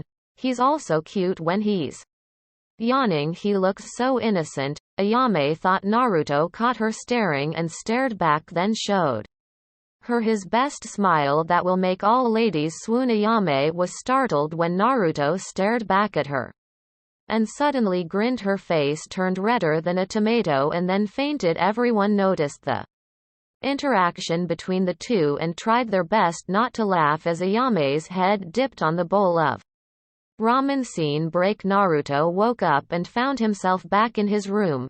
"Naruto, you're awake? Come on. Let's have some snacks. After that we're going out to buy you new clothes. Tomorrow we will be introducing you to the whole village." Narumi dragged him off the bed. "Yo Otouto, have you prepared your speech yet?" Minako asked, seeing Naruto come down. "Speech? Yeah, you'll be introduced to the village tomorrow. You need to make your speech," the twins confirmed. Okay, Narumi-ne-chan, can you help me with the speech?" Naruto asked his elder sister, still not picking up with the joke. Narumi went into a thinking pose before replying, "How about no?" Naruto pouted. His eyes seemed to magnify and went teary. Naruto-kun, we were just joking," Narumi said as she hugged her little Brother, the people of Uzushiogakure started their day early and went decorating for today's event. And tomorrow they have been told there will be a double celebration as today was October the 10th. Naruto Uzumaki Namikaze's birthday and yesterday was the day he returned to Uzushio. They didn't throw a celebration yet since the Azukage's family wished to enjoy their day with their lost and now found family member. First, everywhere in the village had been decorated for celebration. Flags with a number 5 on it with a cake background can be seen throughout the village, signifying Naruto's 5th birthday. While the whole village were preparing, the birthday boy was still asleep in his room. Ayame-chan, this is so good. Naruto mumbled in his sleep. His parents and his siblings walked into his room carrying a cake, a bowl of ramen, party poppers and banners, and was about to wake him. When they heard him mumbling naturally, they were horrified when they heard the 5-year-old boy mumbling something good about a girl. "Ah, that was good. I'd like a second round, Ayame-chan," Naruto said as he continued to talk in his sleep. "What the kami know what happened to my innocent baby boy Jiraiya? I'm going to kill you." Kushina thought Minato were having mixed emotions. He wasn't sure if he should laugh or be angry. Naruto's siblings, however, were trying hard not to laugh while their mother looked horrified. "Ayame-chan, Ichiraku's ramen is the best. This is indeed the food of the gods. I will always eat here. Can I have a third bowl?" Naruto asked in his sleep. His siblings and his father burst laughing while Kushina looked relieved. Soon she joined laughing while Naruto enjoyed having ramen in his dreams. "Ramen, Naruto mumbled as the smell of ramen that was being held by his mother reached his nostrils. "Naruto-kun," his mother called. Naruto-kun, more ramen. "Wake up, huh? It's your birthday. Your birthday. Happy birthday to you," Naruto sang, still asleep. "No, it's your birthday," Kushina giggled. "Happy birthday to me," Kushina laughed. "Naruto-kun, wake up." Finally Naruto woke up. "Ka-chan, to-san, Narumi ni-chan, Minako ni-san, Miho ni-chan, Mio ni-san, good morning." "Good morning, Naruto-kun," they all replied. "Happy birthday, my birthday?" Naruto asked, smiling. His eyes widened as realization hit him. It was his birthday. It was his birthday. Bad memories came flooding back as he shook his head and started to panic. No, please. Don't hurt me. Please leave me alone. I haven't done anything wrong. I'm not a demon. Go away, Naruto cried as he tried to hide himself in a corner, cowering in fear. His family stopped dead in their tracks as they watched him. "Oh my God, what have they done to my baby?" Kushina whispered as a mother.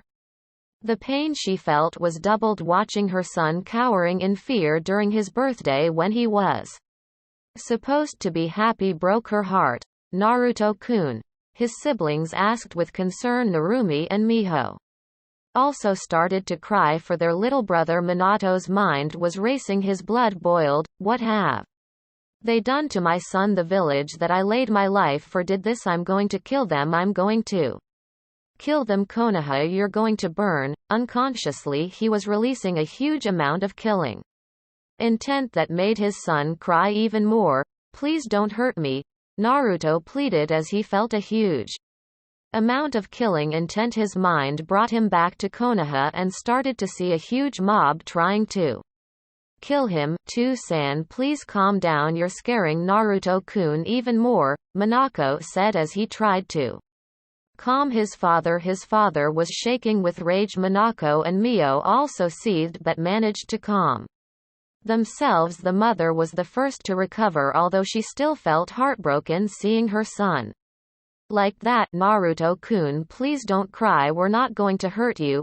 Kushina tried to comfort her son as she slowly approached him. Ka-chan, is that you?" Naruto asked as he felt someone approach him. "Yes, Naruto-kun, it's Ka-chan," Kushina said as she took her son into her arms, hugging him tight. "Ka-chan, they are going to kill me. They are going to kill me. Ka-chan, I swear I haven't Done anything wrong? Tell them I'm not a demon, please tell them to stop hurting me, Naruto sobbed. I will Sochi, I will. They won't hurt you anymore, you're safe, I promise I won't let them hurt you. The day was supposed to start off good, but Naruto's family didn't realize how deep his wounds and fears were. Kushina then recalled Naruto's medical files when Kaide gave it to her. More than 25% of them were dated October the 10th. Promise? Yes, Sochi-kun, that's a promise, okay, replied the boy as he finally smiled, believing his mother's words. Now Naruto-kun, you should blow the candle and make a wish. Minato indicated the cake as he tried to lighten the mood. Yeah, and your ramen's getting cold, Narumi added. Naruto's stomach replied by growling, oh yeah, I dreamt I was eating ramen. Narumi and Miho giggled. Yeah, we heard you, we also had this ramen cooked by Ayame-chan for you, I'm sure you'd love it. Of course, Datbeo, Naruto cheered, getting back to his usual happy and cheery self. His family sang, happy birthday, and then the boy blew the candle. Naruto then began eating the huge bowl of ramen. In a few minutes the bowl was empty. Ichiraku's ramen is really the best. Of course, Databane, you can have more later. Let's go downstairs and get you prepared for today's event. Oh yeah, Naruto-kun, have you prepared your speech yet? I'm sure the girls in the village would like to hear your speech, especially Ayame, Minako asked while his other siblings snickered. What, I thought Narumi-chan said that was a joke. Naruto pouted as he blushed with the thought of Ayame wanting to listen to his speech. It was ha ha ha ha ha. His siblings laughed. Enough of that, you four, let's go downstairs, Kushina scolded as she carried Naruto and left the room, followed by Minato. The four soon followed after their parents while still snickering. Their little brother was too easy to tease. Hello Naruto-kun, happy birthday. A man who looked like Kushina greeted the boy as they reached the living room. It was the same man Naruto saw with his father before they teleported to Uzushio. Beside the man was a boy who looked the same age as Narumi. His hair was long, touching his shoulder blades. Like most of the Uzumaki, he too had red hair. Hi, thanks. I haven't introduced myself yet, have I? I'm your uncle Kaide. I'm your Ka-chan's elder brother. With me is your cousin Nagato. The two with him are his best friends Konan and Yahiko. Naruto now noticed two other people beside Nagato. The girl had blue hair tied into a bun while the other boy had orange hair. Somehow he almost looked like Naruto. Hello cousin, Naruto-san, happy birthday. Nagato and Yahiko greeted. Hello Naruto-kun, I'm Konan, but you can call me Konan-chan.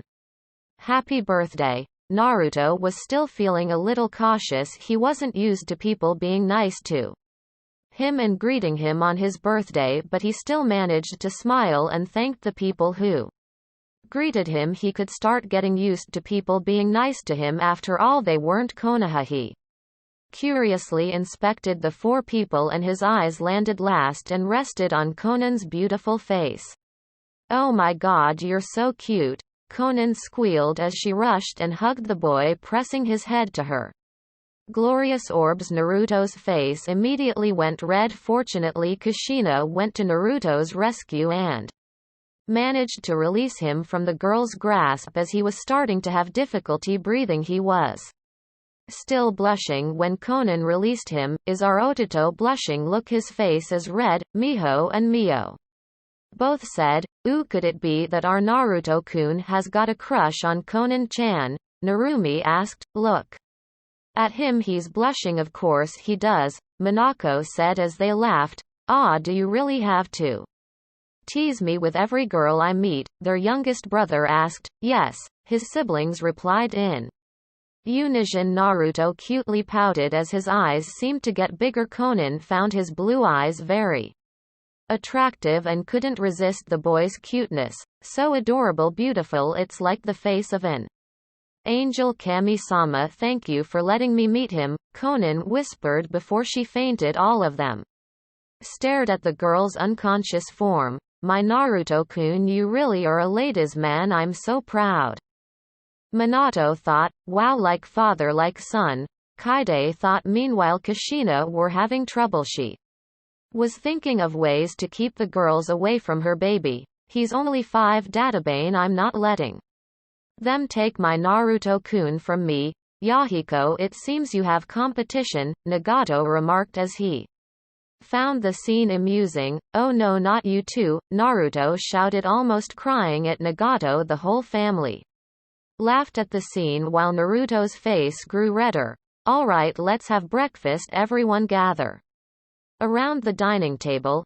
Kushina decided to interrupt before things escalated. 2 hours later, Naruto was now wearing a light blue kimono as his hair was being fixed by Kushina. Does this ever go down? Kushina asked in frustration as she tried to get her son's hair go down. I guess it's just like mine, let it be, Minato said. But he needs to look formal. Get down, Kushina shouted at her son's stubborn hair. He looks fine to me. Okay, I give up. Come on, Naruto-kun, your uncle is waiting for you downstairs. He said he's going to give you something. Do you think he's going to be alright? Kushina whispered to her husband as they went downstairs with Naruto going first. He will be fine, Minato replied, although he also looked unconvinced. They worried about what happened earlier. I'll be fine, Ka-chan, Tu-chan, do not worry about me, Naruto told his parents. Having heard them talking about him, he gave them one of his foxy grins, making his parents smile back, although he didn't really understand what his parents were worried about him. For Azukage's mansion balcony, the whole of Uzushiogakure gathered at the bottom of the mansion, civilian and shinobi alike. Some were carrying banners that said, "Welcome home, happy birthday," or, "We love you Naruto-sama." They were anxiously waiting for the Azukage and her family, and especially the lost Maelstrom. There were talks about different things. Some of the shinobi were wondering if they're finally revealing themselves to the world. Some of the civilians were just talking happily that Naruto came back safe. The young girls were gossiping excitedly. Those who have seen Naruto were telling their friends how cute and charming he was. The boys, on the other hand, were talking about his awesomeness. Finally, the Uzumaki Namikaze family appeared, all wearing kimonos. With them were the head of the storm Kaide and his son Nagato. 4 members of the family's household were at the back waiting for orders or to give assistance. There were also 9 top members of Storm stationed at the balcony surrounding the family. The Azukage stepped forward and immediately everyone became silent as they waited for her to talk. People of Uzushiogakure, I thank you all for coming here and celebrating with us. My heart is filled with gratitude seeing you all concerned with our family. 4 years ago, an allied force of Iwakumo and Kiri tried to eliminate us. We found out that Konoha was also to blame for the attack. Despite our victory, we still suffered heavy losses. An unknown assailant infiltrated the mansion and took my infant son away. We were all made to believe that he was killed by incineration. For 4 years we mourned for the loss of my son. You shared my pain and my sorrow. For that I will be forever thankful to each and every one of you. The crowd cheered and felt happy hearing their Azukage thank them.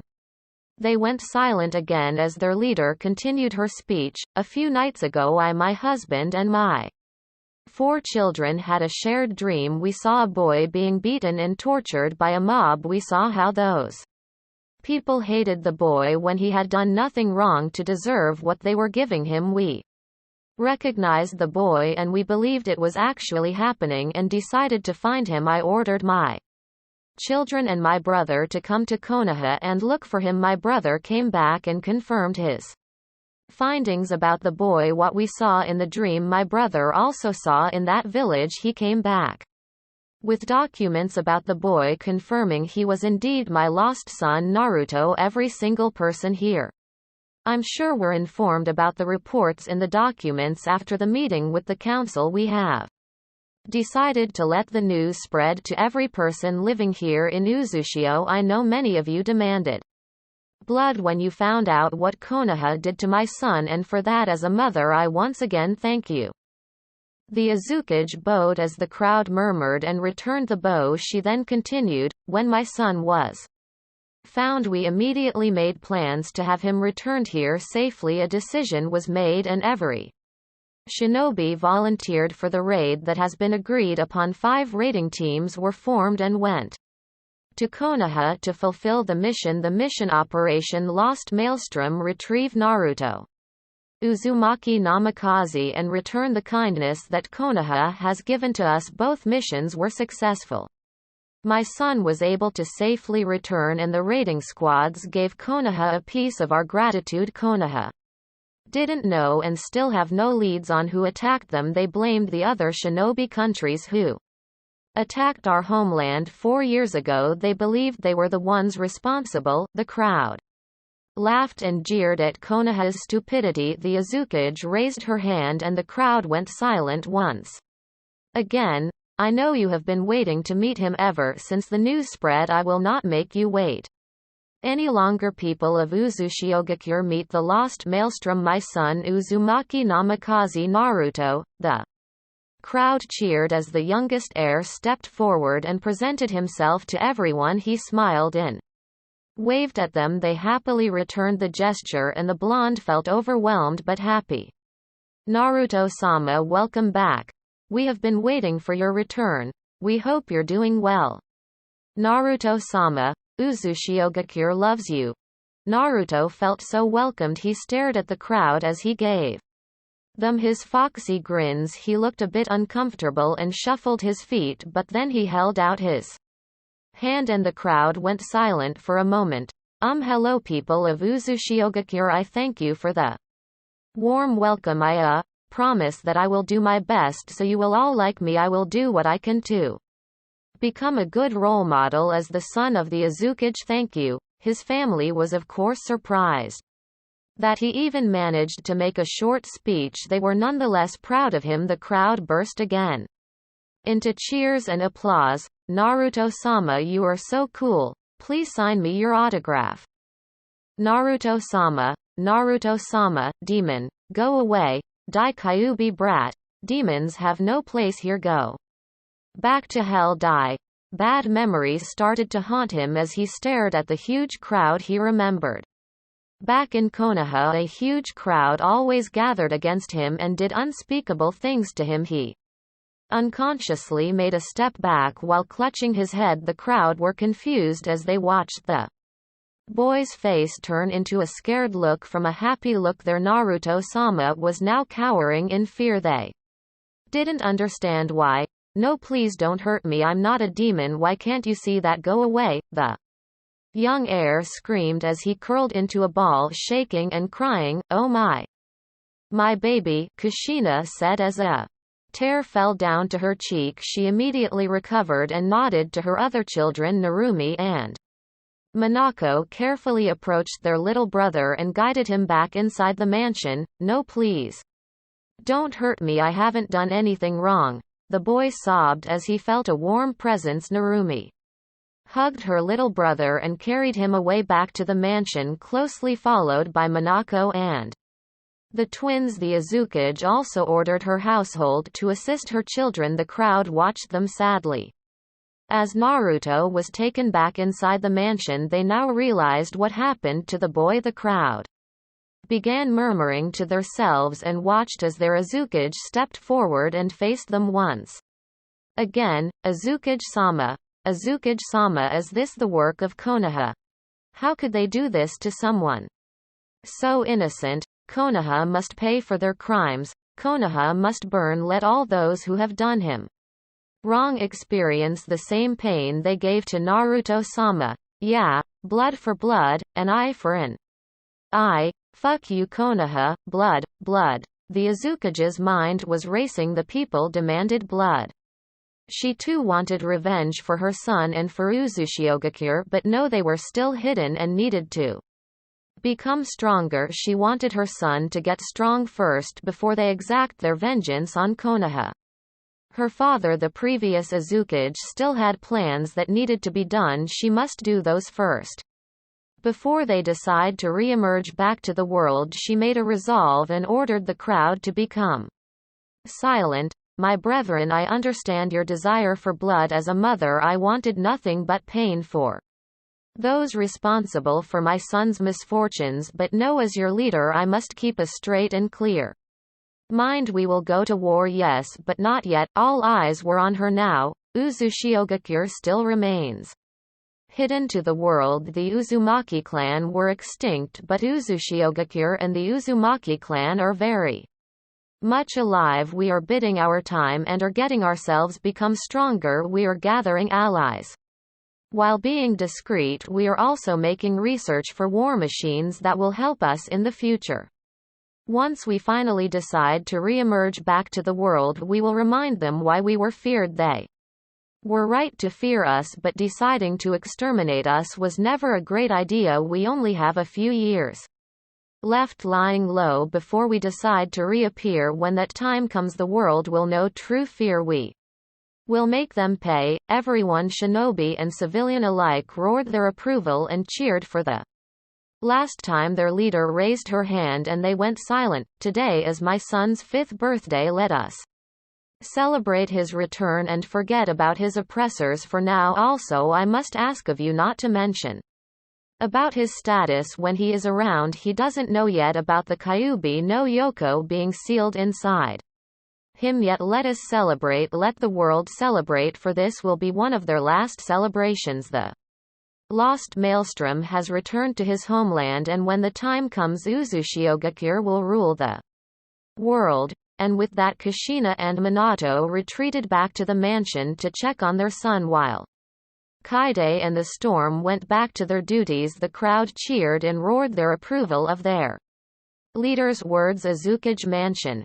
How is my baby? Kushina asked as she entered her son's room and found him sleeping with Miho and Mio beside him. He is doing fine now. It took him 10 minutes before he finally calmed down and believed he was safe from harm. The crowd really did scare him and brought back bad memories, Minako said as he stood up and let his mother approach. Naruto, Kasen, Tucson. What are we going to do? Narumi asked. Just give him time. Time heals wounds. Well, not really. The scars will remain, but yeah, you catch my drift, Minato replied. Yes, we will just show him that we love him. The villagers will also see to that he will overcome his fears if given the time. That fear will drive him to become stronger in the future. That fear will be converted into his ultimate weapon, where no one will be able to do him harm again. Konoha will see to that, Kushina said. The mother raised her hand and one of the servants approached. Yes, Uzumaki-sama, can the 4 of you go to Ichiraku's and order 30 bowls of Kushina special ramen and bring it back here? Hi Uzumaki-sama. Thank you. Just tell Tucci-san to put the bill in our tab. Ramen helps me with depression. Databane, Naruto-kun's favorite is also ramen. I'm sure it will cheer him up when he wakes up, Kushina said, answering her eldest daughter and son's questioning looks. Kushina, Minato and his siblings stayed with Naruto until he woke up about an hour later. Naruto-kun, how are you feeling? His father asked. Fine. Sochi, you don't sound fine. Please tell mommy what's on your mind, Kushina said as she held his son's hands. Naruto remained silent for a minute as he stared at the window. There was something that still bothered him. He was pondering if he should ask his parents. Ka-chan to Chan. Yes, Naruto-kun. Do you really love me? Kushina and Minato looked at each other. Naruto's siblings looked surprised at the question. Of course, Sochi, why would you think otherwise? Well, you didn't try to look for me when I was kidnapped. I was dumped into Konoha and my life was made very miserable. Kushina looked like she had been sucker punched. She felt speechless. She reached for her son and tried to hug him. Naruto-kun, I'm so sorry. I was so scared back then. I became depressed for a year. After that I tried to live my life normally. Father prohibited me from Going out to look for you, we had to lay low for a while. We tried tracking your signature but we couldn't. We believed you really died. Forgive us Naruto-kun, please forgive your Ka-chan. Kushina sobbed. Ka-chan, I'm still scared, Naruto-kun. Minato also felt speechless. What if they come back? What if they find out about me? What if they take me again? What will you do?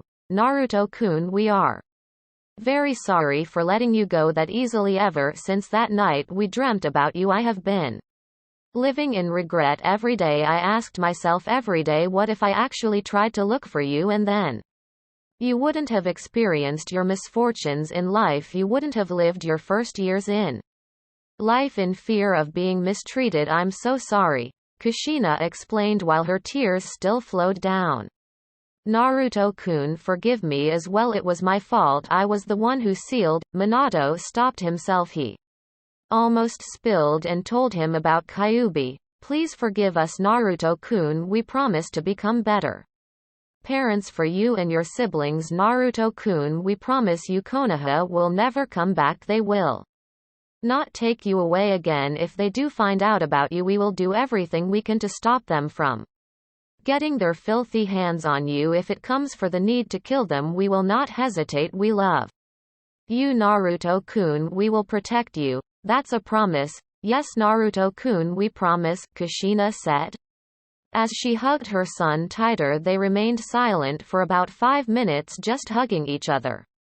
Before Naruto finally smiled, Ka-chan to Chan. Yes Naruto-kun.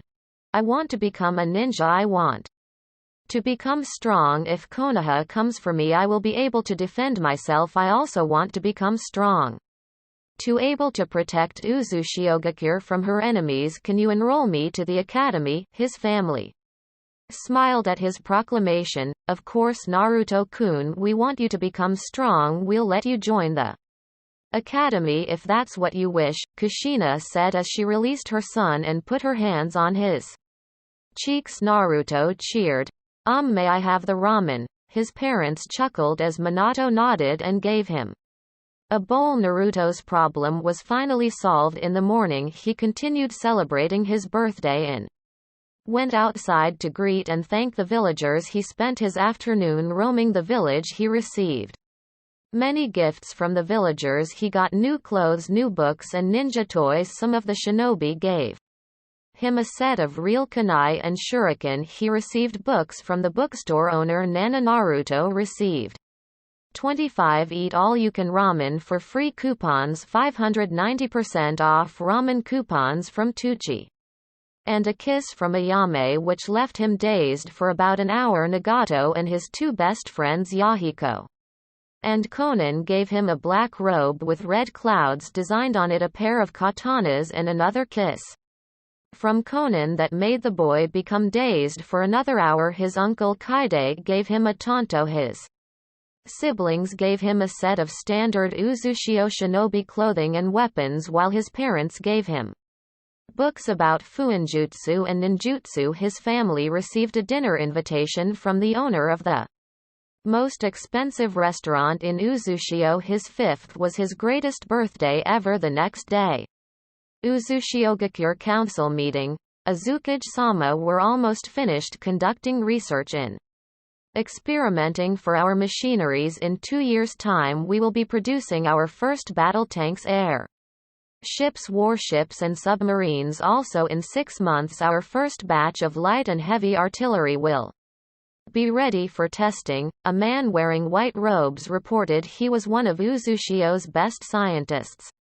They were working on advanced machineries that will be of great use in the future. If our first batch of machines proves to be a success, we will need to ally with the Land of Metal to be able to produce more of these war machines. If we're to look for allies, the Land of Metal can be very helpful to us in trade and additional military power.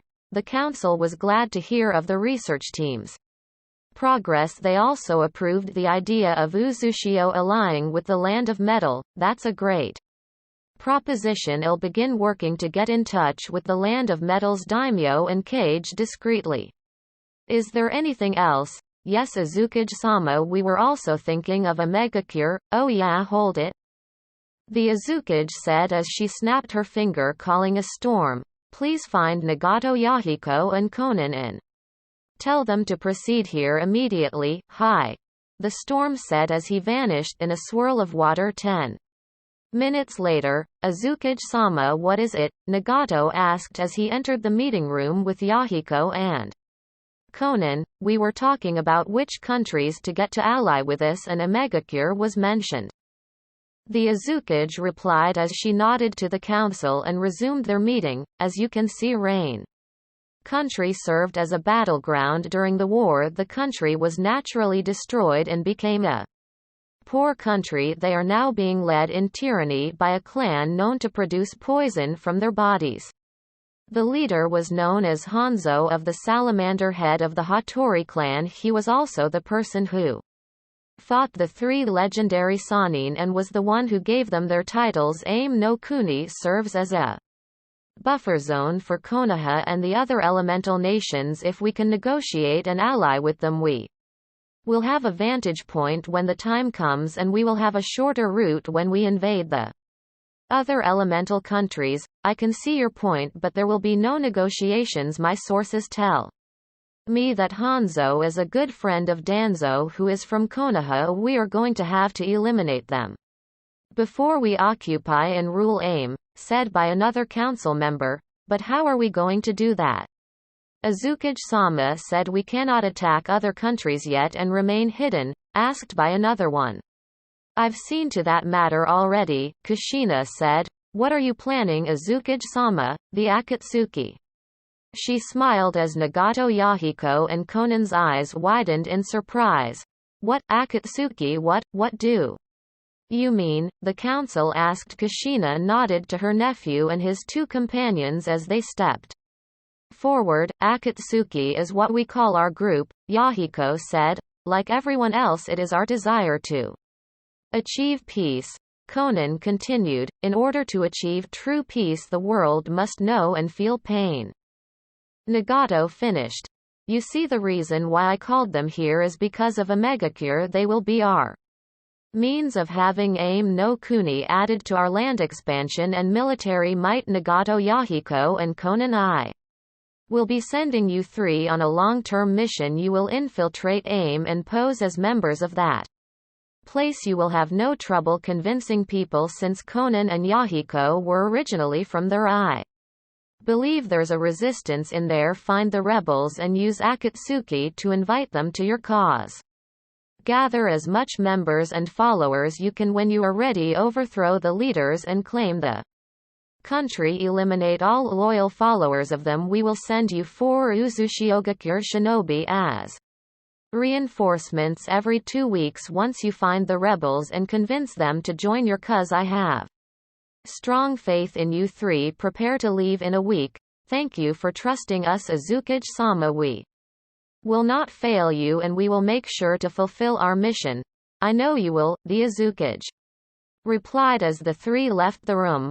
All right, a megacure will be taken care of. Anything else? Hi. 2 years ago there had been an uprising in Yuki no Kuni. Yuki's former daimyo Sosetsu Kazuhana was murdered by his own brother Doto. Kazuhana Doto hired a group of mercenary shinobi and took over the place. Sosetsu's daughter Koyuki managed to escape along with the hexagonal crystal, which they believed was the key to Yuki no Kuni's hidden treasure. Our sources managed to unveil what treasure it was. The treasure was actually a heat generator for the whole country, which will melt the snow and turn the weather into spring. Like Aim no Kuni, Yuki no Kuni is under control of a tyrant Doto and his little group of mercenaries wear what they called chakra armor. These suits enhance their jutsus tenfold and also make them immune to jutsus. Whenever hit by a jutsu, the armor will absorb it and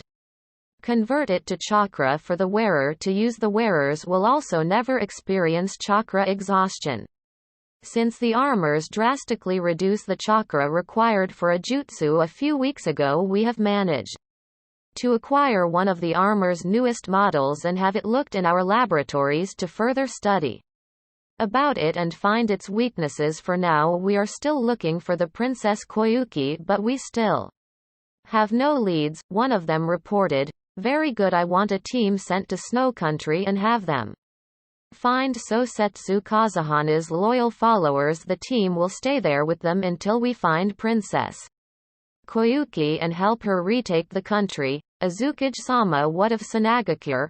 I have sent them a letter 2 days ago. By yesterday the Kazekage should have received it. Hopefully we'll have his answer within the next week. I've sent them the letter and the other necessary documents to further convince them to ally with us.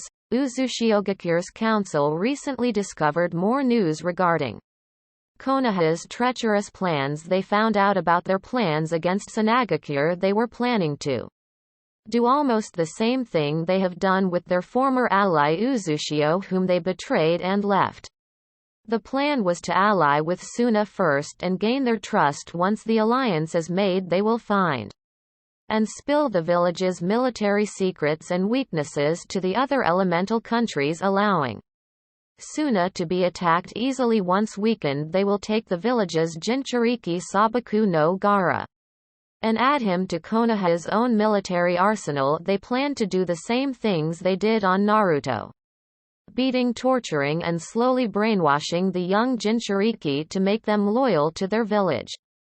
I can't believe Konoha is stooping so low and playing dirty, one council member remarked. Oh, how the mighty have fallen, another one said. They will reap what they sow. The Azukage said. What about Takigakure? I'm afraid Takigakure's being taken out from the list of possible allies. We have found out what they were doing to their Jinchuriki. They followed Konoha's example. Takigakure also hate their Jinchuriki. We can't ally to those who treat their own like trash. They will fall like Konoha, Kushina said coldly. There is also this history with one of the rogue shinobis. A man named Kakuzu was sent to assassinate Konoha's Shodem Hokage but failed greatly, unable to defeat the Mokuton. He returned to Taki and reported his failed mission. What happened next was completely outrageous. They punished the man. He was sent to jail and was tortured every day for 3 months before he was released, and was tasked again to assassinate the same person whom he had been tasked to kill, Hashirama Senju. Naturally the man was angry at his village for the treatment he received. He murdered the village elders and took their hearts. He also took the village's most prized forbidden techniques before he fled. Azukage-sama, if we are not allying with Takigakure for how they treated their own shinobi, then why are we allying with Suna? Ah yes, the Yondaime Kazekage, the Jinchuriki's father, is indeed a cunt. He tried to have his own son assassinated countless times. Their council was no different, but we have a plan for that. Once the alliance between Uzushiogakure and Sanagakure is made, we will have the ones responsible for making Gaara's life miserable murdered brutally. They will be replaced by people with good hearts, since the council and the Kazekage are the only people who hate Gaara. We will not have much problem. The villagers were actually good people but only grew afraid of the Jinchuriki because of his unstable seal. Once we fix the boy's seal, we will show Suna they can trust him and do not have to be afraid of him. I also plan on having him stay here in Uzushio to be friends with my son Naruto. They can relate to each other, having the same rough childhood and status as Jinchuriki. I see, that's a sound plan. Azukage-sama, what are we going to do with Taki's Jinchuriki? I'm sending a team to find her and convince her to run away from Taki. It should be easy. Once Taki lists her as a missing nin, we will take her under our protection. If there's nothing else, then we should adjourn this meeting. Azukage-sama, we wish Naruto-sama a belated happy birthday. Here are our gifts, the council said as they presented their gifts for the young heir to the Azukage. 2 storm members took the gifts and brought them to the mansion. Thank you. We will talk again once we receive Suna's response. Dismissed. Hi, the council member said. As they stood up and left the room, Konohagakure, 2 days have passed since the incident, and instead of being able to rise up and recover from the raid, Konoha faced more problems. The village elders Danzo Shimura, Kaharu Utatane and Homura Mitokado were found unconscious one day after the attack on the village. They were immediately rushed to the hospital in fear of them dying. The village doctors and healers found nothing wrong with them. Their chakra coils were normal, their organs showed no signs of malfunctioning, their bodies were completely healthy, yet they were still baffled on their patients' current condition. Teams were sent to investigate the elders' houses, and they were able to find residuals of very strong and potent dose of sleeping pills all over their drinks and food. The investigating teams gathered the residues to be studied in the hospital, but later found out that the medicine slowly vanishes into nothingness, leaving no trace when exposed to air. They were able to realize this when there was nothing left to study. This left them very frustrated and was forced to just wait for the elders to wake up. Since they found their bodies and brains perfectly healthy, they concluded they were simply put into a coma. The whole village, on the other hand, was put into a very shitty situation. The place stank of human waste. Every single person in the village had been diagnosed with a very strong and unique kind of diarrhea. The comfort rooms were always full of the infected and had very long lines. Those who were unfortunate enough, which was many, had no choice but to release their bowels on the road, the park, or wherever place they were. The doctors, through their own experiences, were able to determine the disease. The person infected will experience the same symptoms of diarrhea. What made it different from the normal diarrhea was that the body of the person infected will automatically replenish their lost waters and will keep them from becoming dehydrated. But because of the body being forced to replenish lost waters, the infected person becomes very weak. Though infected by the disease, teams were formed to investigate the cause of the pandemic and found out that the village's water tanks were mixed with many amounts of laxatives. They had no choice but to gather water outside the village and left traces of human waste along the roads. Because of the raid, a few mission and contract givers became hesitant to hire Konoha. This caused the village to have a lower source of income. The mission givers and contractors drastically decreased when they found out about the whole village infected with a strong and unique kind of diarrhea. Merchants and traders also avoided the village in fears of getting infected. News about the plague traveled fast.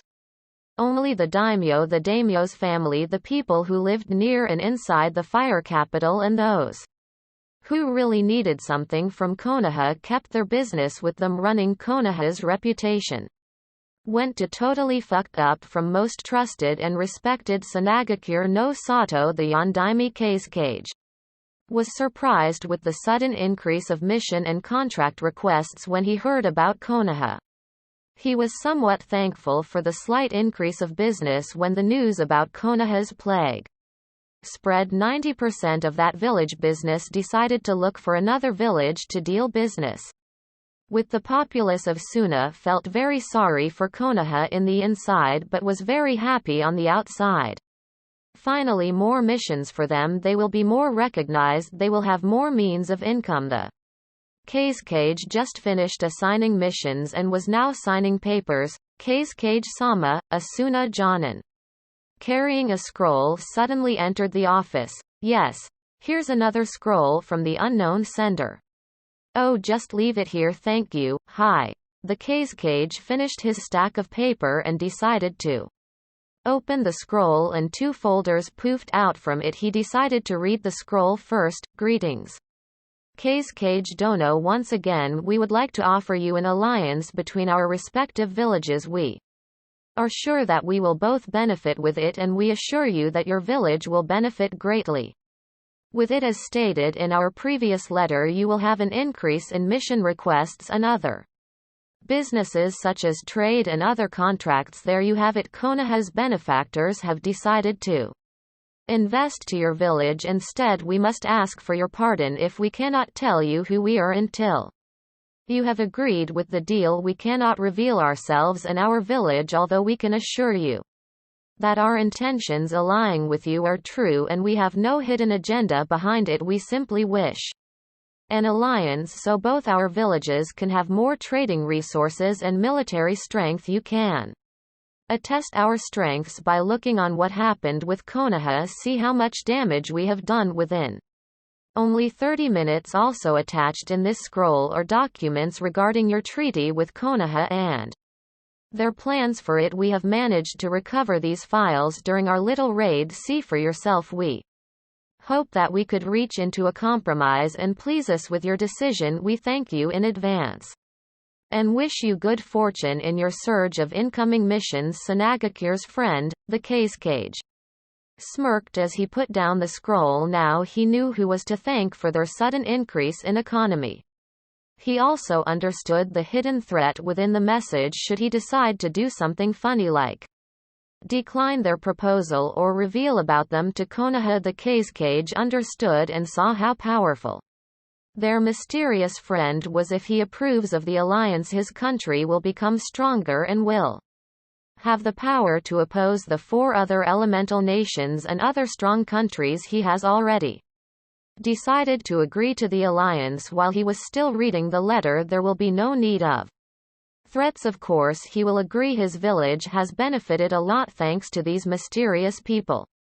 The Cage then picked one of the 2 folders attached with the scroll and opened it. His facial expression turned to anger from curiosity as he read the folder's contents. Inside the folder was the progress report regarding Konoha's proposed alliance. Tsuna stated there were Konoha's true plans behind the supposed alliance. They were planning on befriending his village to discover their secrets and military weaknesses and exploit those. They also planned about taking Tsuna's Jinchuriki and brainwashing him. They wanted to add the Shukaku to their military arsenal. Once they have gotten what they wanted, they will overthrow Sanagakure no Sato with or without the help of the other 3 nations. After reading the file, he knew there was no doubt he will accept Konoha's mysterious Ataka's proposal for an alliance. He's definitely going to agree to it. Consequences of the alliance be damned. He'll think about those later. He will bring down Konoha with the help of his mysterious ally. The Cage then picked up the second folder. Inside it was the alliance approval between his village and their unknown friend. On top of it was a note. This is the paper that will prove our alliance. Know that this paper is infused with blood seals and truth seals. Everything written here is true. Everything proposed about the agreement once signed will be done. There will be no backstabbing, pulling back or cancellation of the alliance. Failure to comply with the agreement will cause death of the one who signed it, his successor's successor, and so on. The contract will expire in 15 years. The choice is yours if wish to renew it, in which we are sure you will, since your country will benefit greatly with it. The sand leader was impressed with the paper. He didn't know such a kind of seal existed. He continued reading the contract. Both countries will benefit with each other. There will be a trade system between both villages. Items that are usually found in the country's vicinity that cannot be found within their allied countries' areas will be shared equally or traded, and vice versa. There will be sharing of knowledge about enemies, threats and future threats. There will be also a sharing of training and teaching methods in the academy to help both villages produce strong shinobi in the future. Lastly, there will be a sharing of each country's jutsus. These jutsus will be taught in the village's respective academies. More importantly, there will be a military alliance should one of the village calls for assistance in a time of war or natural calamities or other problems. The allied village will respond and prove any assistance they can. Kazagaki Dono, there is a personal favor I want to ask you, and I'll make it in addition to this agreement. You see, my son is also a Jinchuriki who happens to be with the same age As your son Gaara, I would like your approval to send him and his siblings to our village and let them stay for at least 5 years. My son has few friends around his age and I wish him to grow up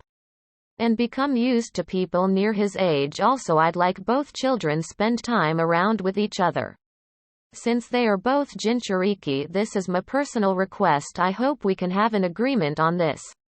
Please cut your wrist and let a small amount of blood touch on the paper. Use your own blood to sign if you approve of our agreement and alliance. Sanagakure's ally, the Kazekage, was bit surprised with the request. He didn't expect the mysterious village to have their own Jinchuriki. He was shocked by that revelation. He wondered which tale they had. I'll find out soon. I see nothing wrong about the personal favor if this is what it takes to get back to Konoha. Sending my children to their village is a small price to pay, and I'm sure they will help my children train to grow stronger.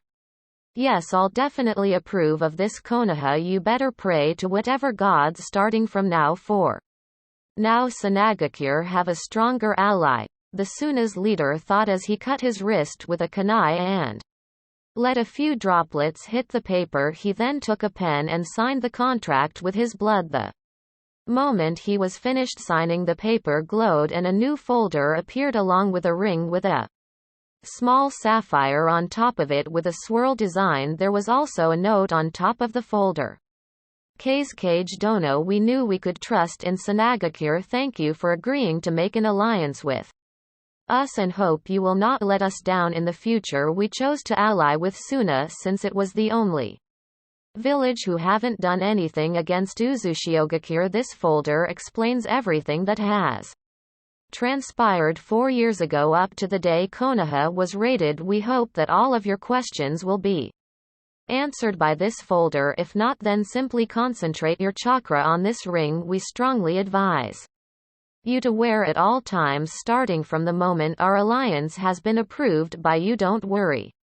There's nothing fancy on that ring. You won't die or feel any negative effects by wearing it. We simply do not want other people finding this ring. Do we? Of course not. This ring is a symbol of our alliance and also a communication device. It has been applied with seals, so all you have to do is flare your chakra on it and call on my name should you wish to speak or arrange a meeting with us.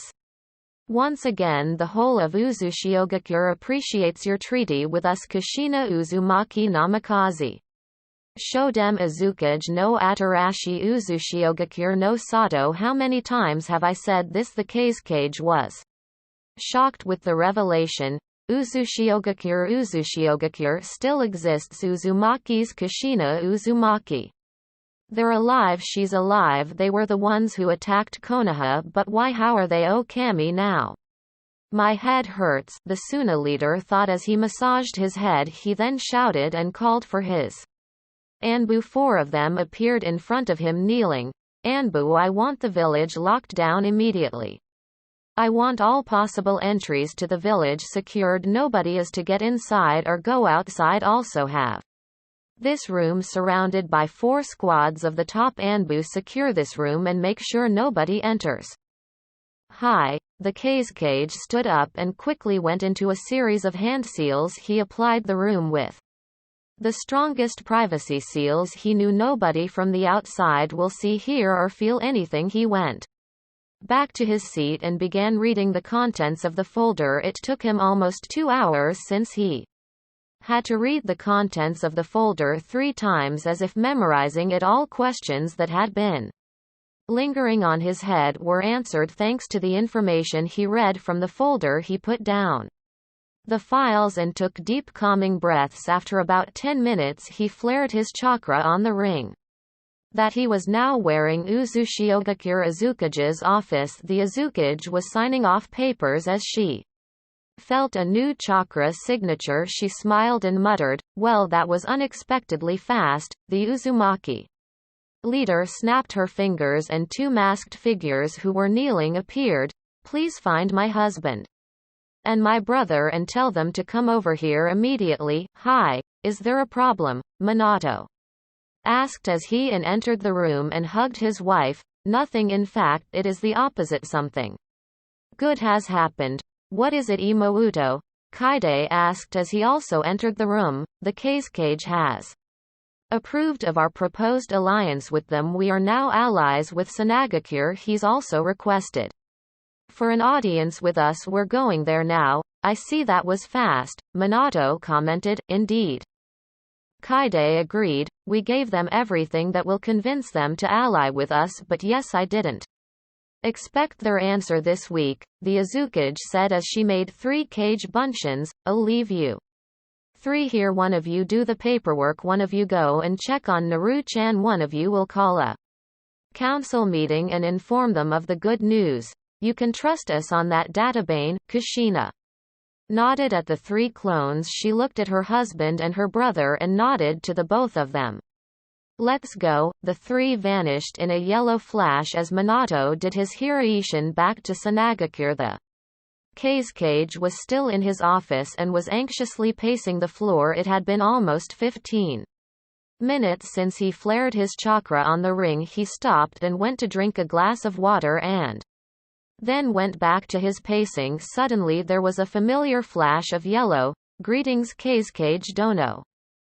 The Kazekage stopped in his tracks and now stood facing his 3 newly arrived guests. His eyes widened as his gaze landed on the woman who greeted him next. He stared at the other person with her and noticed that they looked alike. Lastly, his gaze went to the other person standing beside the woman. He almost had a heart attack as he gaped at the man with yellow hair, blue eyes, and was wearing a long white coat with flames designed on the bottom of it. He looked like he had seen someone risen from the dead, in which of course he has. Kushina Uzumaki.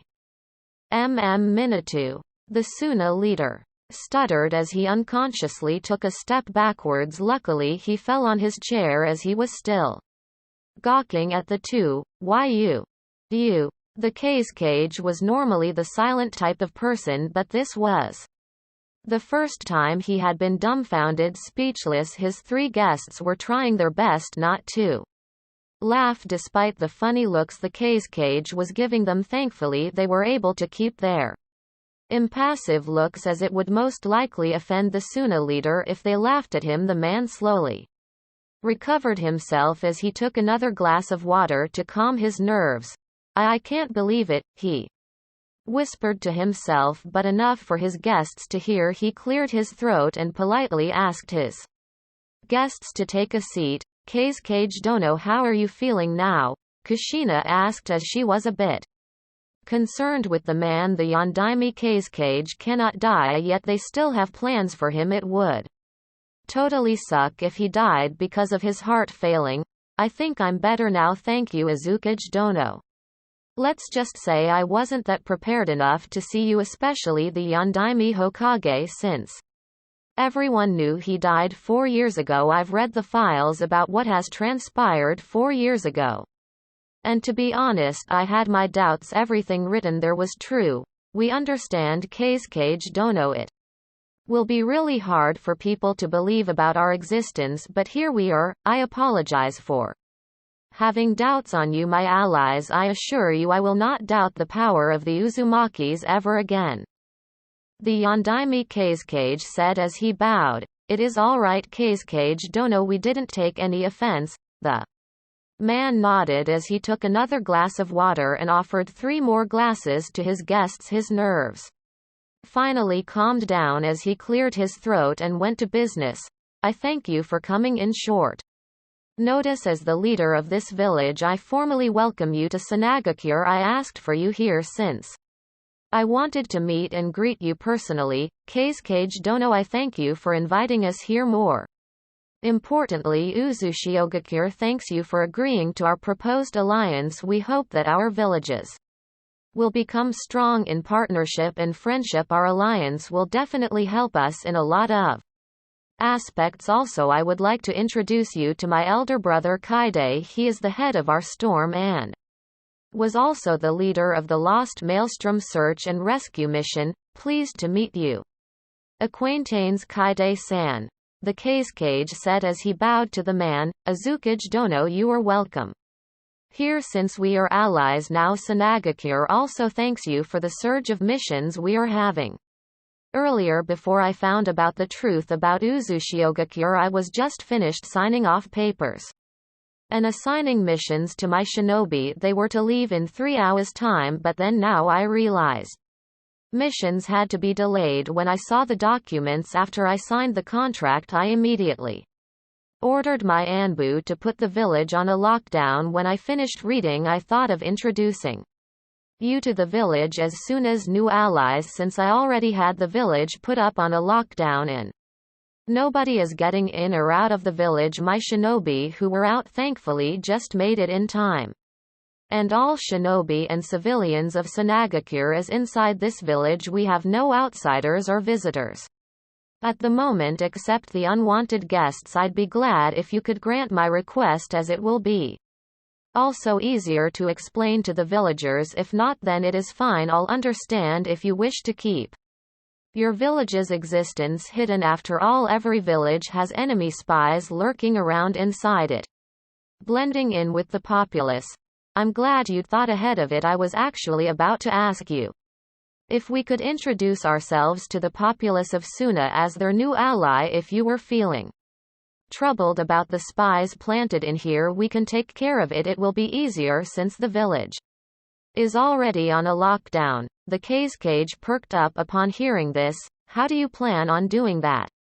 Without alerting them? Simple, we'll execute them all at the same time. The Uzumaki has its own ways dealing with unwanted guests. That is why we were able to stay hidden from the world for 5 years.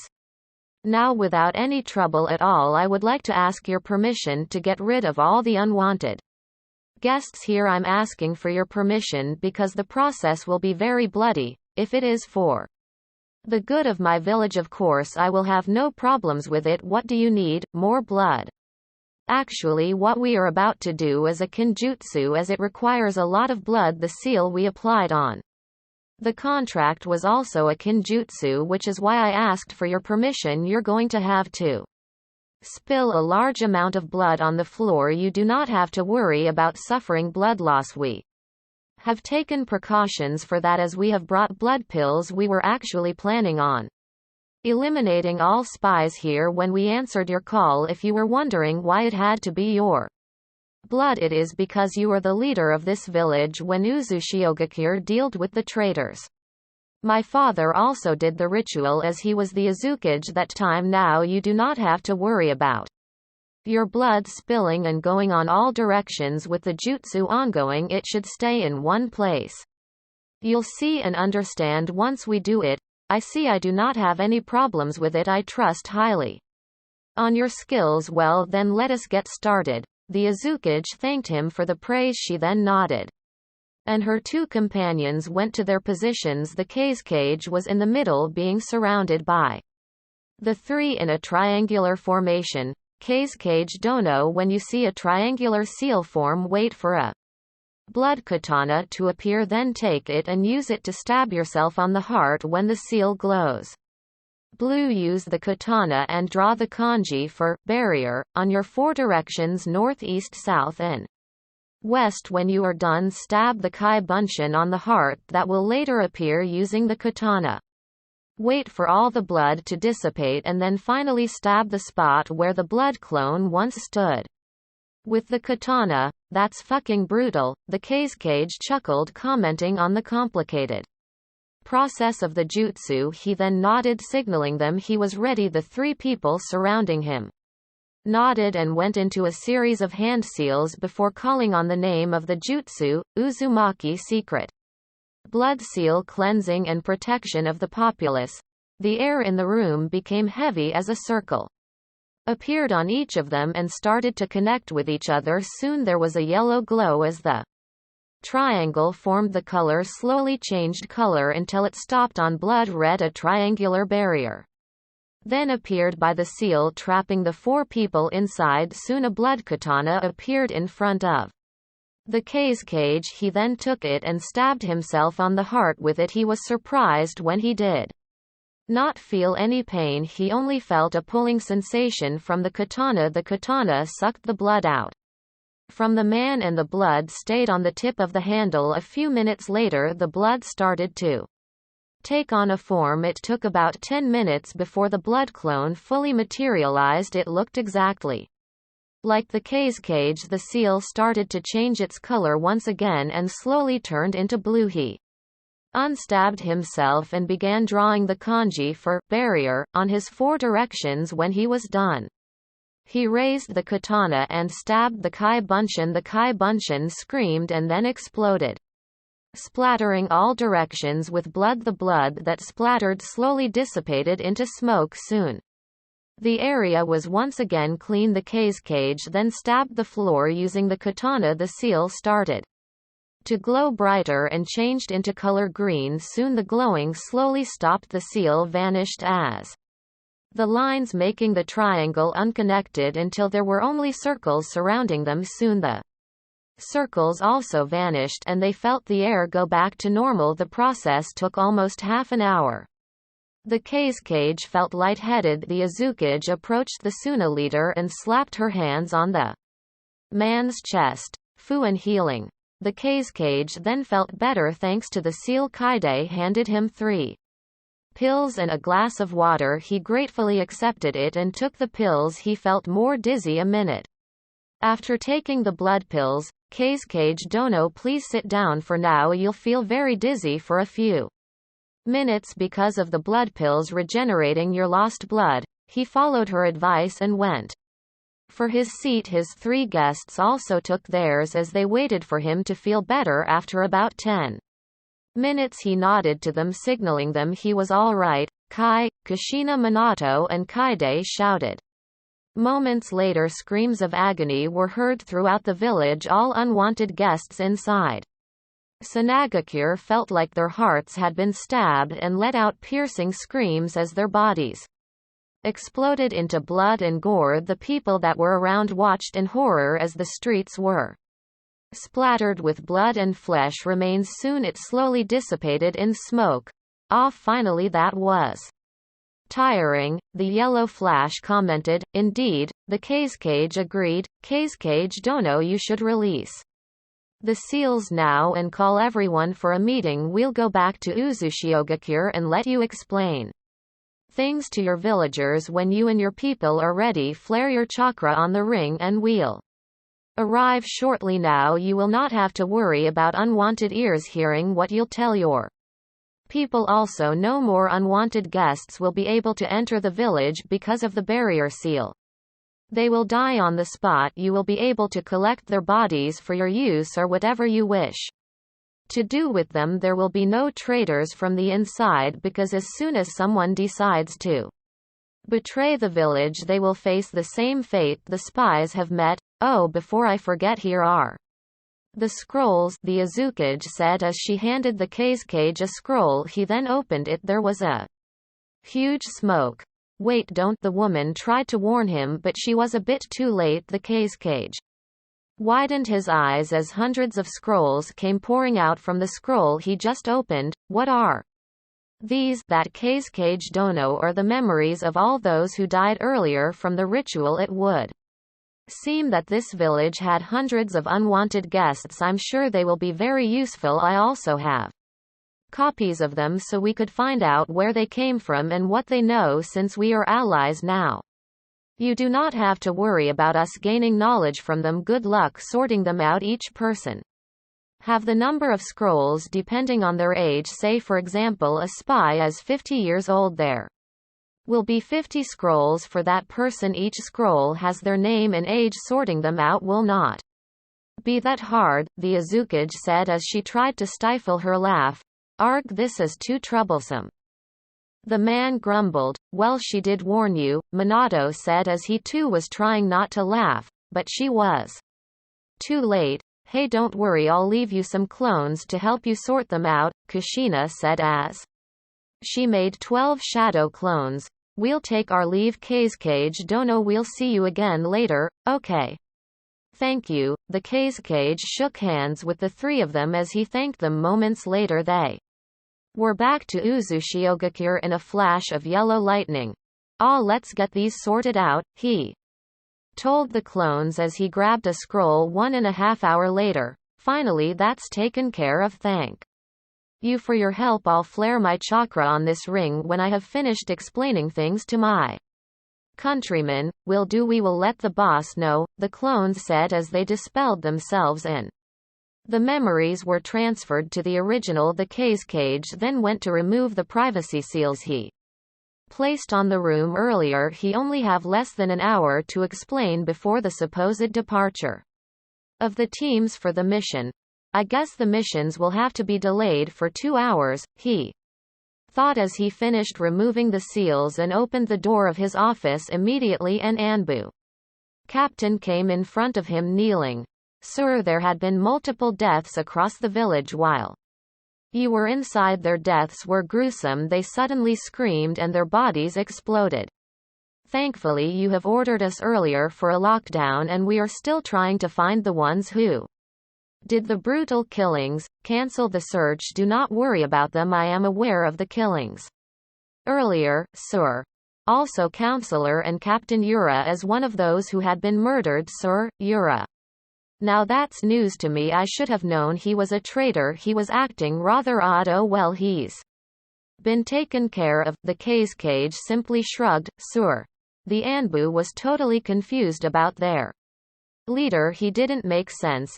Do not worry about it now. I want you to alert all the villagers, shinobi and civilians alike. I want everyone gathered outside the cage mansion in 30 minutes. I have something of importance to announce. All missions that have been assigned will have to be delayed for about 2 hours.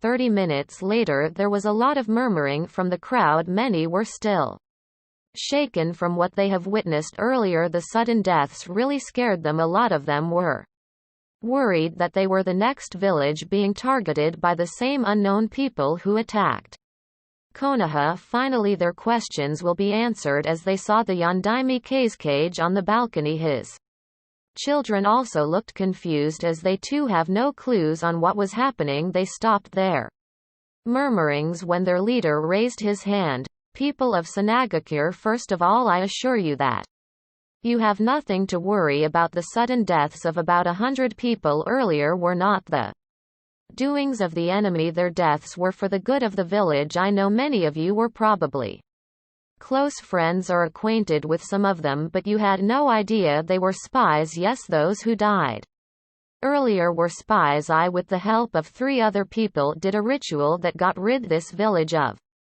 unwanted guests and also placed a barrier seal that will immediately kill future spies that will be sent in here. Many of them were shocked by the revelation. Some of those who knew the people who died were saddened as they now discovered they were spies. They felt like they have been cheated by them. Some were angry for their betrayal of their trust and were now satisfied by their deaths. The cage continued. Now what I'm about to tell you next must be kept a secret and are for only the people of Suna. Are we clear? Hi.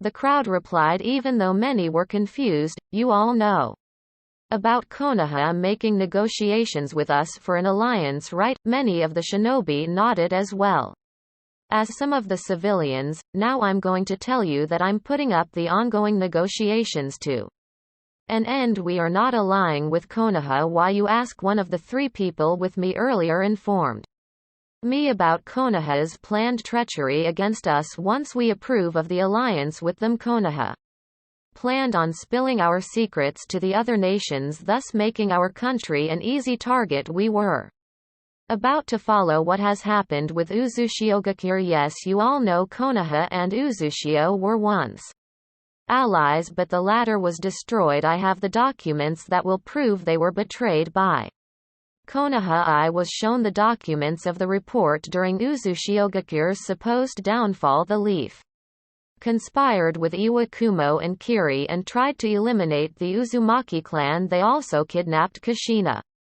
Uzumaki's infant child, and made the 2-day-old baby the Jinchuriki of the Kyubi no Yoko the night it attacked Konoha. The Leaf will do the same to Suna. If we approved of the alliance, they will take our Jinchuriki and make him their own. Gaara looked horrified when he heard his father Tamari and Konkuro looked concerned for their little brother. They went back to listening to their father as he continued to speak. With that revelation, I am going to state Konoha as a neutral county for now. In the coming years I will finally add it to the enemy list. Now all dealings with Konoha will be ended. There will be no more trade or other friendly terms with them. If you see someone from that village, be it a shinobi or a civilian, ignore them. I am going to be strict with this. Do not make any contact with them. Now I know many of you are disappointed because the alliance with the strongest village is now void, but you do not have to worry, for we are now allied with a stronger village. About a week ago I received a letter from an unknown sender. The letter told me that Sanagakure will have a surge of missions in a few days. A few days later Konoha was attacked by still unidentified people. Today I received a second letter from the same unknown sender. They revealed themselves to be the ones responsible attacking the Leaf. They also offered an alliance with us. They were the ones who presented me the documents about Konoha's planned betrayal against us and their betrayal to Uzushio.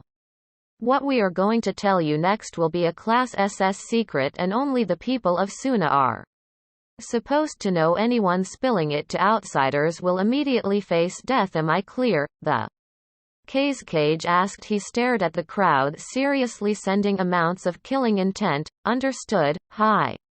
Good, my brethren, please meet our new allies. Meet the leader of Uzushiogakure, he declared while sending a flare on his ring. No less than 3 seconds later there was a flash of yellow. The crowd had their jaws dropped on the floor as they stared at the people who they believed were now dead.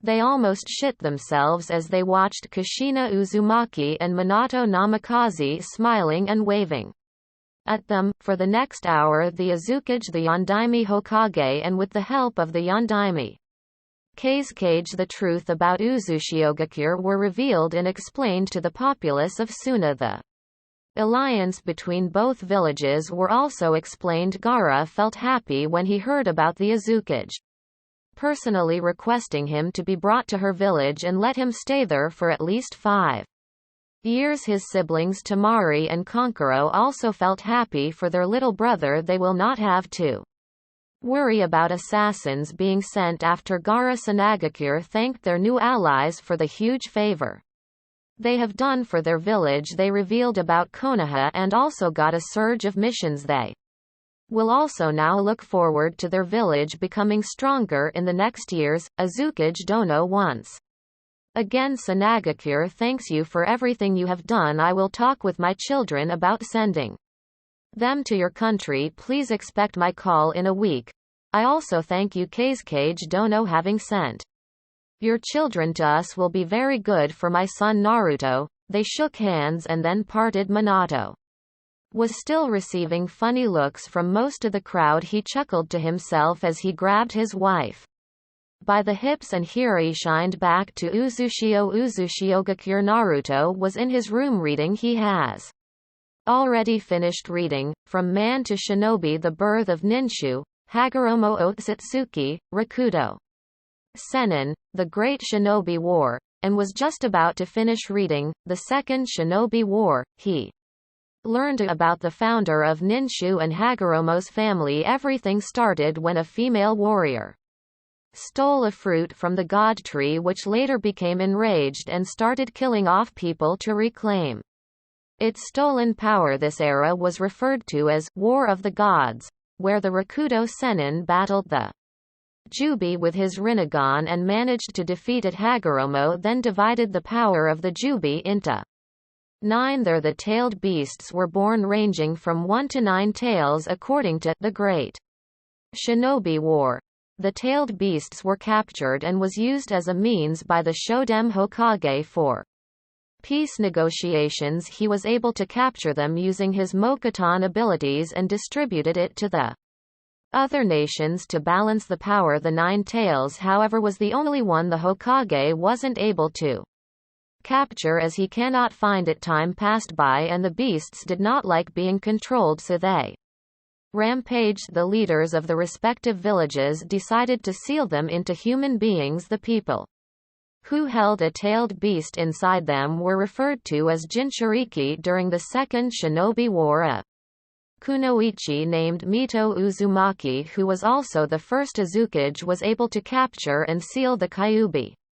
Inside her one night it attacked her village. Later it was found that the Kyuubi had been controlled by the rogue second founder of Konoha, Madara Uchiha, by using his Sharingan and set it to attack Uzushiogakure. After the incident, the Shodem Hokage proposed an alliance to Uzushio by marriage, to which the Azukage agreed. The two countries then became allies as the Shodem Hokage and the Shodem Azukage got married later on. Because of her old age, Mito transferred the Kyuubi to her great-granddaughter Kushina Uzumaki. Naruto suddenly snapped his book shut and grabbed a pen and paper and wrote, "Rinnegan Uzumaki clan and Jinchuriki."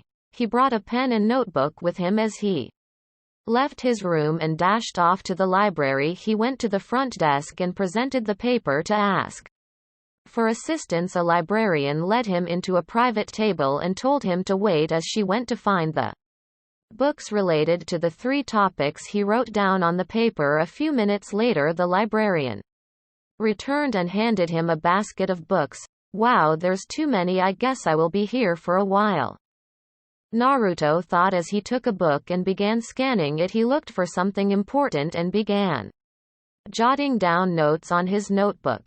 The Rinnegan, or the Samsara Eye, is the dojutsu of the Sage of the Six Paths, who was also known as Hagoromo Otsutsuki. The Rinnegan was first wielded by Hagoromo. He was known as the Rakudo Sennin because the Rinnegan have 6 realms and an outer realm, the animal realm or Chikushodo, grants the Rinnegan user the ability to summon various animals and creatures to aid him in battle. The summons are immortal and can be summoned again once it has been defeated or killed in battle. Summoning creatures do not require hand signs or seals. The animal path also grants the user the ability to summon people using hand signs or seals. The Asura path, demon realm or Shirado, grants the user the ability to summon or create various weapons and armors. The weapons made by the Asura path are very strong. It can easily cut through normally crafted weapons. The user can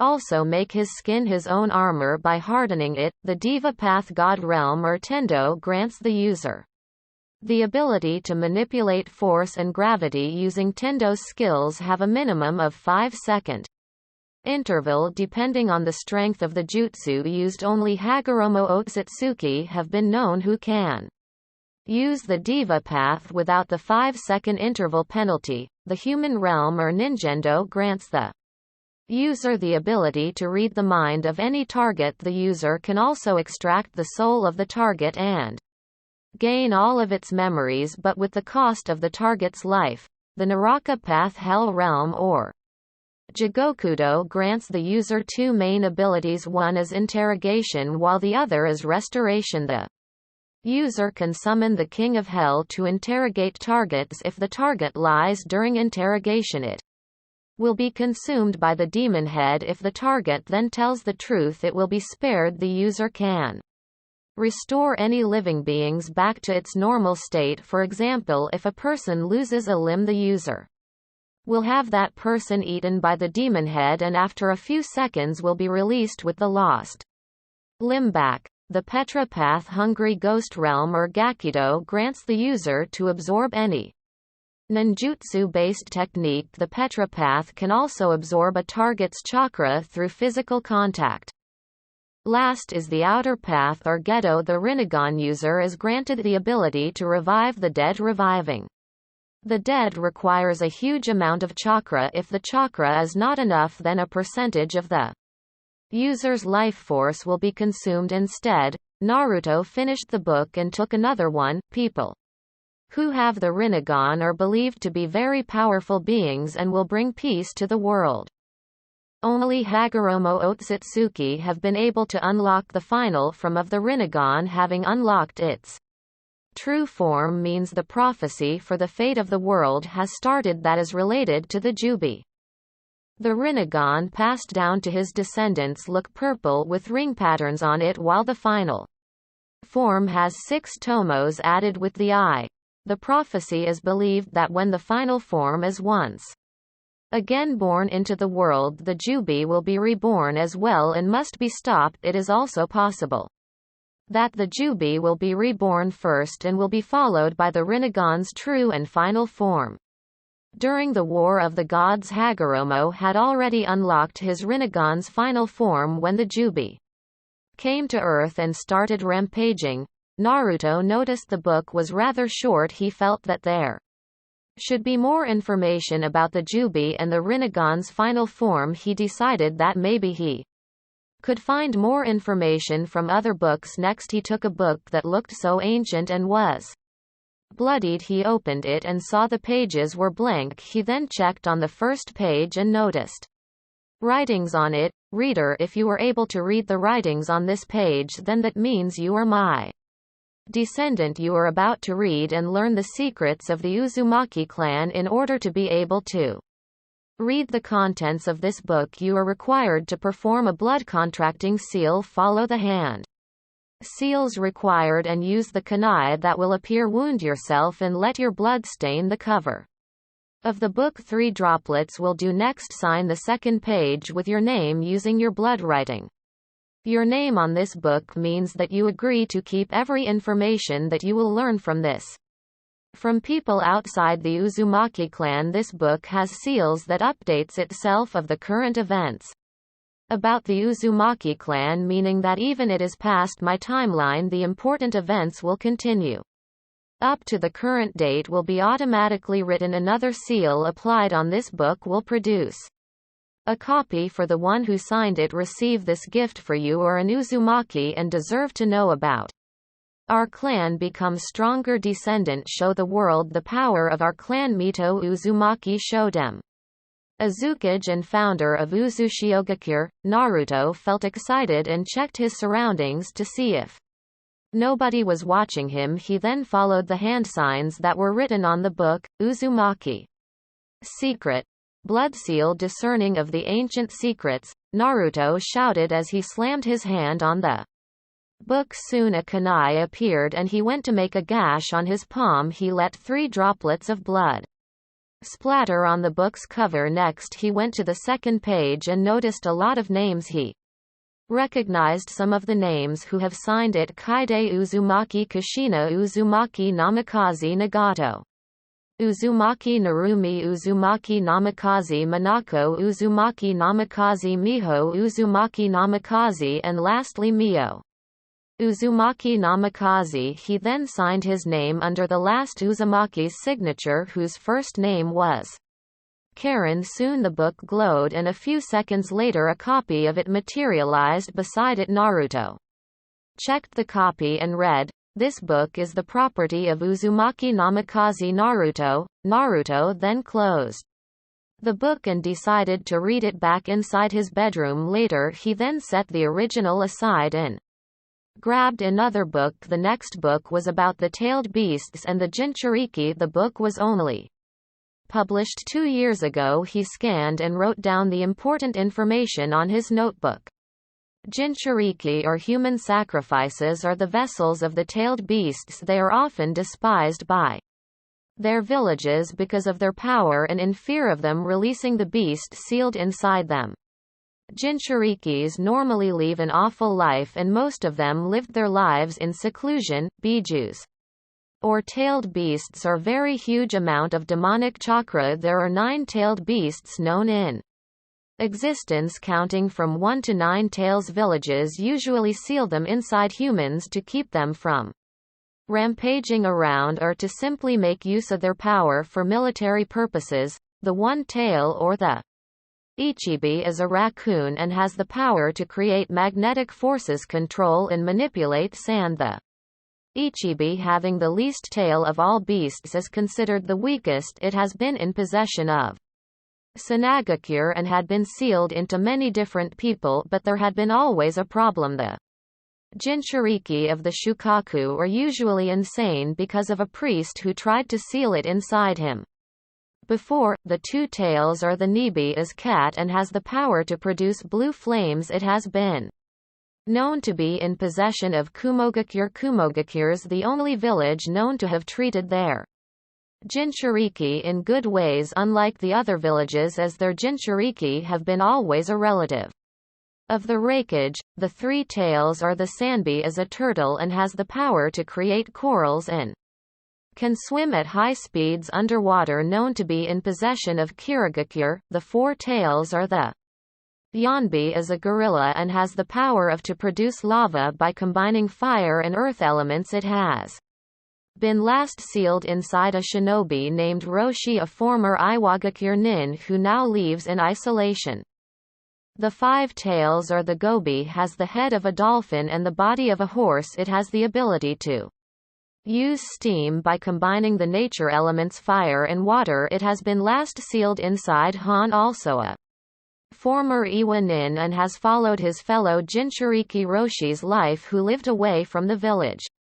The six tails or the Rokubi is a slug that can release amounts of toxic acids. It used to be in possession of Kirigakure, but its Jinchuriki have been declared a missing nin. The seven tails are the Nanabi is a horned beetle that can produce silk or cocoon that are chakra threads using its wings. It can also emit blinding powder and naturally has the ability to fly. It has been in possession of Takigakure, the only village that wasn't one of the five great nations who possessed a tailed beast. The eight tails or the Hachibi has the head of a bull and the body of an octopus. It can produce ink and also use its head to ram targets when charging. It has been in possession of Kumogakure and has been sealed into six hosts. Its host at the moment, Killer B, the Reikage's brother, is the only known Jinchuriki who have full control of his tailed beast. Killer B is also known as the perfect Jinchuriki. He is believed to have befriended the beast sealed inside him and can assume the Hachibi's tailed beast form without losing consciousness. The nine tails or the Kyubi is the strongest of all tailed beasts, as it has the most number of tails. It has the power to detect negative emotions and regenerate quickly. Also, it has the ability to use and produce fox fire, one of the strongest kind of fire that can even overpower the Mangekyo Sharingan's Amaterasu. Konoha is known to have the Kyubi in possession.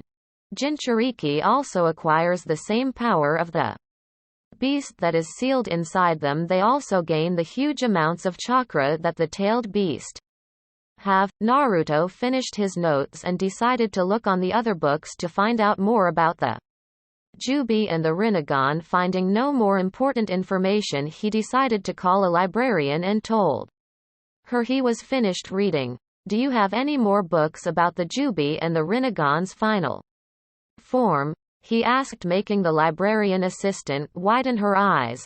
I am not sure, Naruto-sama. Those books I presented to you were the only ones I know of that were related to those topics, but I'll look for other books for you, although I should tell you not to expect. Okay, thank you, miss. I guess I'll return here tomorrow and see if you find anything. Also, can I take this home with me? Naruto asked, presenting her a book about Konoha and the Kyubi. Of course, Naruto-sama, just sign here and be sure to return it in 3 days. Naruto signed on the book borrower's list and was given a seal. This seal will glow when your 3-day time limit have been consumed and will remind you to return it. Here, thank you, I'll be sure to return it. The woman nodded as the young heir walked off back to the mansion. Naruto was back inside his room and immediately read the book about Konoha and the Kyubi. The Kyubi's second and former Jinchuriki was Kushina Uzumaki, a kunoichi from Uzushigakure. That is now destroyed. The Kyubi managed to escape during its host's giving birth. Jinchurikis seals were known to become weakened whenever the host is pregnant and is weakest when giving birth. Someone unknown managed to enter Kushina Uzumaki's secret labor room that day and tried to interfere, therefore unleashing the Kyubi out. The woman, the unknown assailant, immediately left when he realized that the demon had gotten away, 16 years after the Kyuubi made its reappearance to Konoha by attacking it after destroying a percentage of the village and killing many. Konoha managed to reseal it inside a human being. It was the Yondaime Hokage who did the sealing using the Shiki Fujin, or the dead demon consuming seal. He sealed the demon inside a newborn child. The process cost the Yondaime's life, and the Sandaime was forced to resume his position as Hokage. Naruto immediately stopped reading and felt his heart beating fast. He was also shaking as memories came back to him. Die demon. You killed our Yondaime Hokage. Jinchuriki, or human sacrifices, are the vessels of the tailed beasts. They are often despised by their villages because of their power, and in fear of them releasing the beast sealed inside them, Jinchurikis normally leave an awful life in. Most of them lived their lives in seclusion. Naruto-kun, forgive me as well. It was my fault. I was the one who sealed. He sealed the demon inside a newborn child. The process cost the Yondaime's life. The boy was now crying as realization hit him. Now he knew why Konoha hated him. The boy cried even more as past events back in Konoha returned to his mind and started to haunt him. He remembered every beating and torture he endured during his prison in that village. For the first time he felt sadness. For the first time he felt anger. For the first time he wanted to hurt someone so badly. He wanted his revenge on those who did bad things to him. His blood began to boil as bad memories continued to haunt him. He began losing the capability of thinking rationally as his mind became clouded, and he felt hell-bent on killing a lot of people. The only thing that his mind was telling him was to kill Azukage's office. The Azukage was talking to the council and was briefing them of the events earlier. She was just telling them about Sanagakure's approval to send the Kage's children to Uzushio when she felt a huge chakra spike. Everyone's eyes in the room widened as they recognized the chakra. The chakra was pure evil, and huge waves of it were being sent and radiated throughout the village. Kushina and Minato immediately realized what was happening. Is that murmured by one of the council members, Naruto-kun. The parents shouted as they felt an even bigger demonic blast of chakra wave.